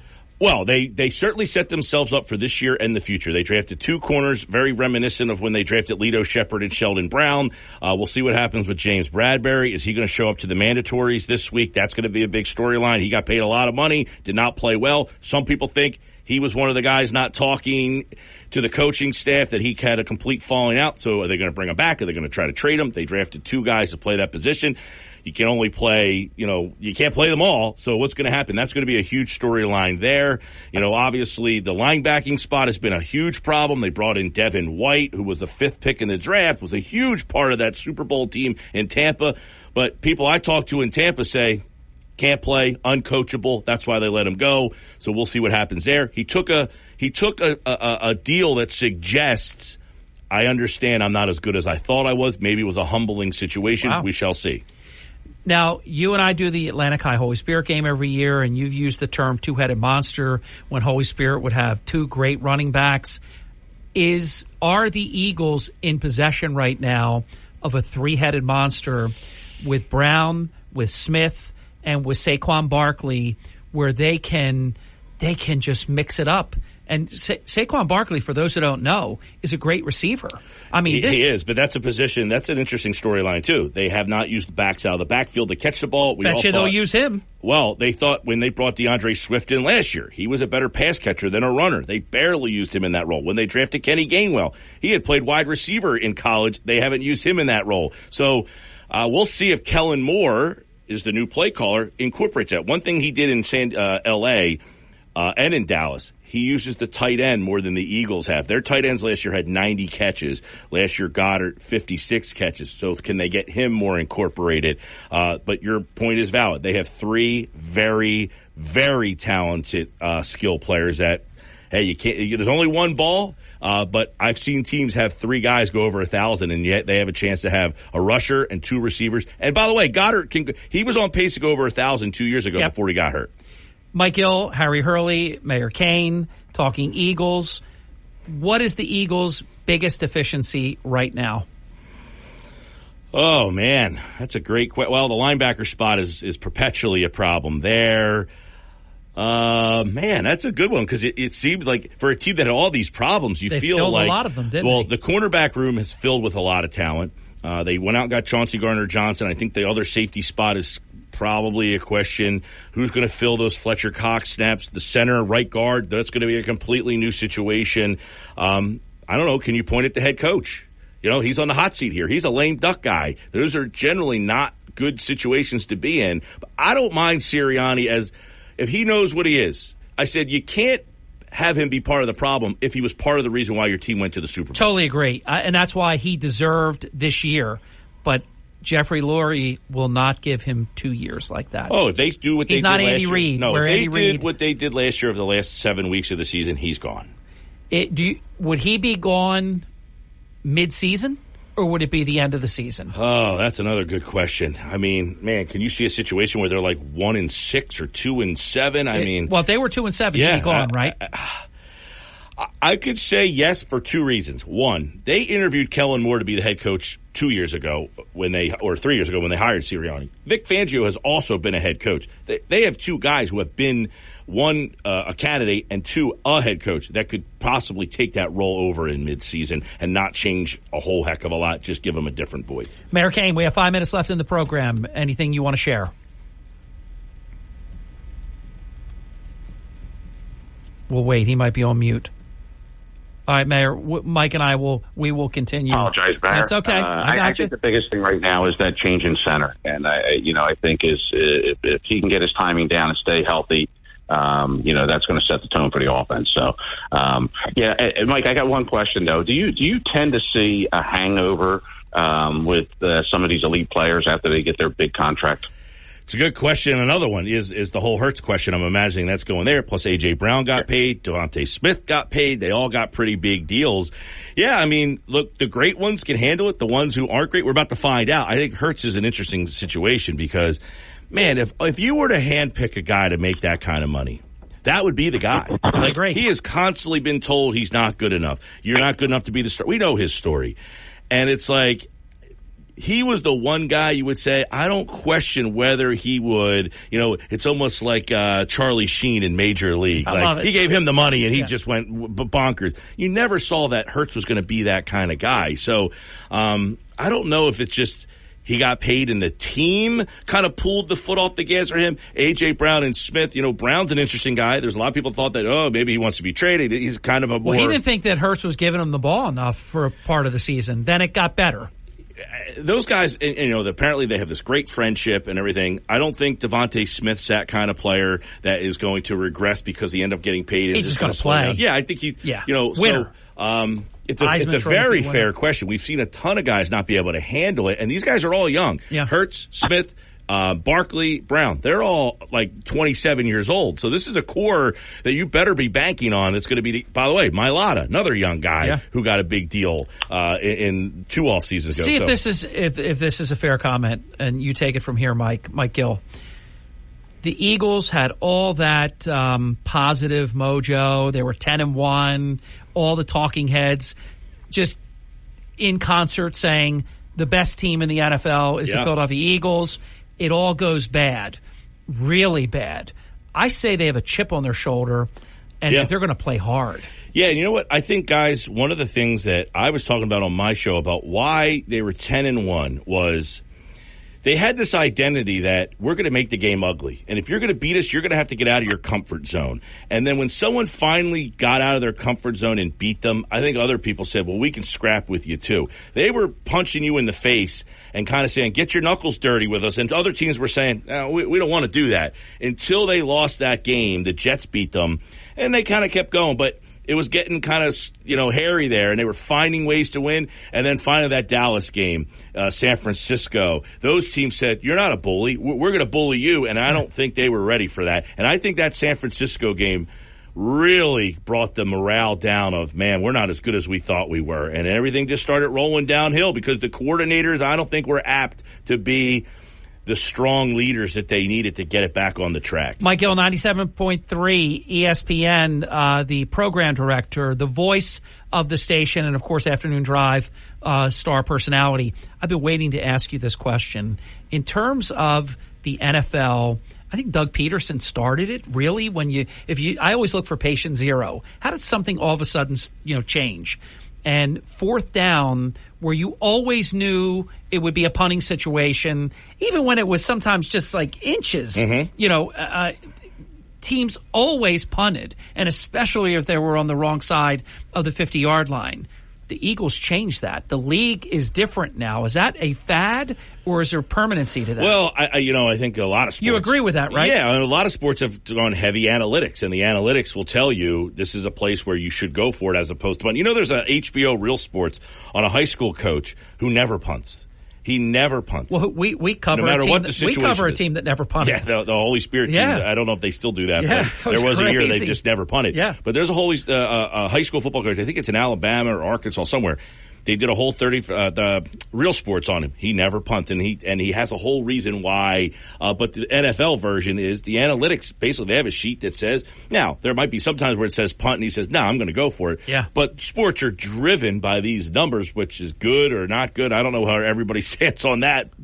But sometimes you like it, sometimes you don't. We've seen teams 4th and 2, 4th and 3 on like the 30-some yard line. Yeah. They've gone for it. Yep. Well, and again, sometimes the analytics will say, you're going to make this more times than not, so you might as well go for it as opposed to punt.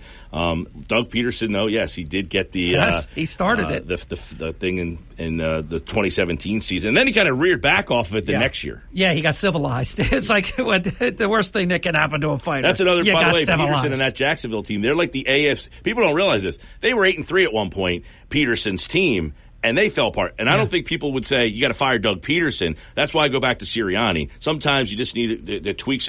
I think Peterson's a really good leader. I think Sirianni's good at what he does. Didn't have strong enough personalities around him last year, I think was part of the problem. But there is pressure to win. Absolutely. Oh, hey, always. In this town, always. Yeah, always. Mayor, closing comment, Mayor Kane. Final minute. We'll get you. All right, let me give Mike Gill the final comment. Go ahead, Mike. Closing comment. I'll tell you this. Brazil, Friday night, never happened before. We're going to get a good indication right off the bat. By the way, it's June now. There you go. June is going to be done, and then it's July, and we're going to be at training camp. This is crazy. And going to Brazil, people think that it's not that much further than California, but it does make it seem like when the NFL goes to the United Kingdom, 6-hour or whatever time difference, I'm Brazil, going there Sunday for the Phillies game. There you go. I'm leaving Wednesday. Do you find, though, that the team comes back and usually has a hangover? The Eagles have never done this London thing, and it's generally, this is the first Friday of the season. Their second game isn't until the next Monday night, so they are going to get that time off. A lot of times when you travel overseas, you do get that next week also. Yeah. But this is the first time, Friday night ever, that this has happened. So it's going to be something we have no precedent on. This was totally unexpected.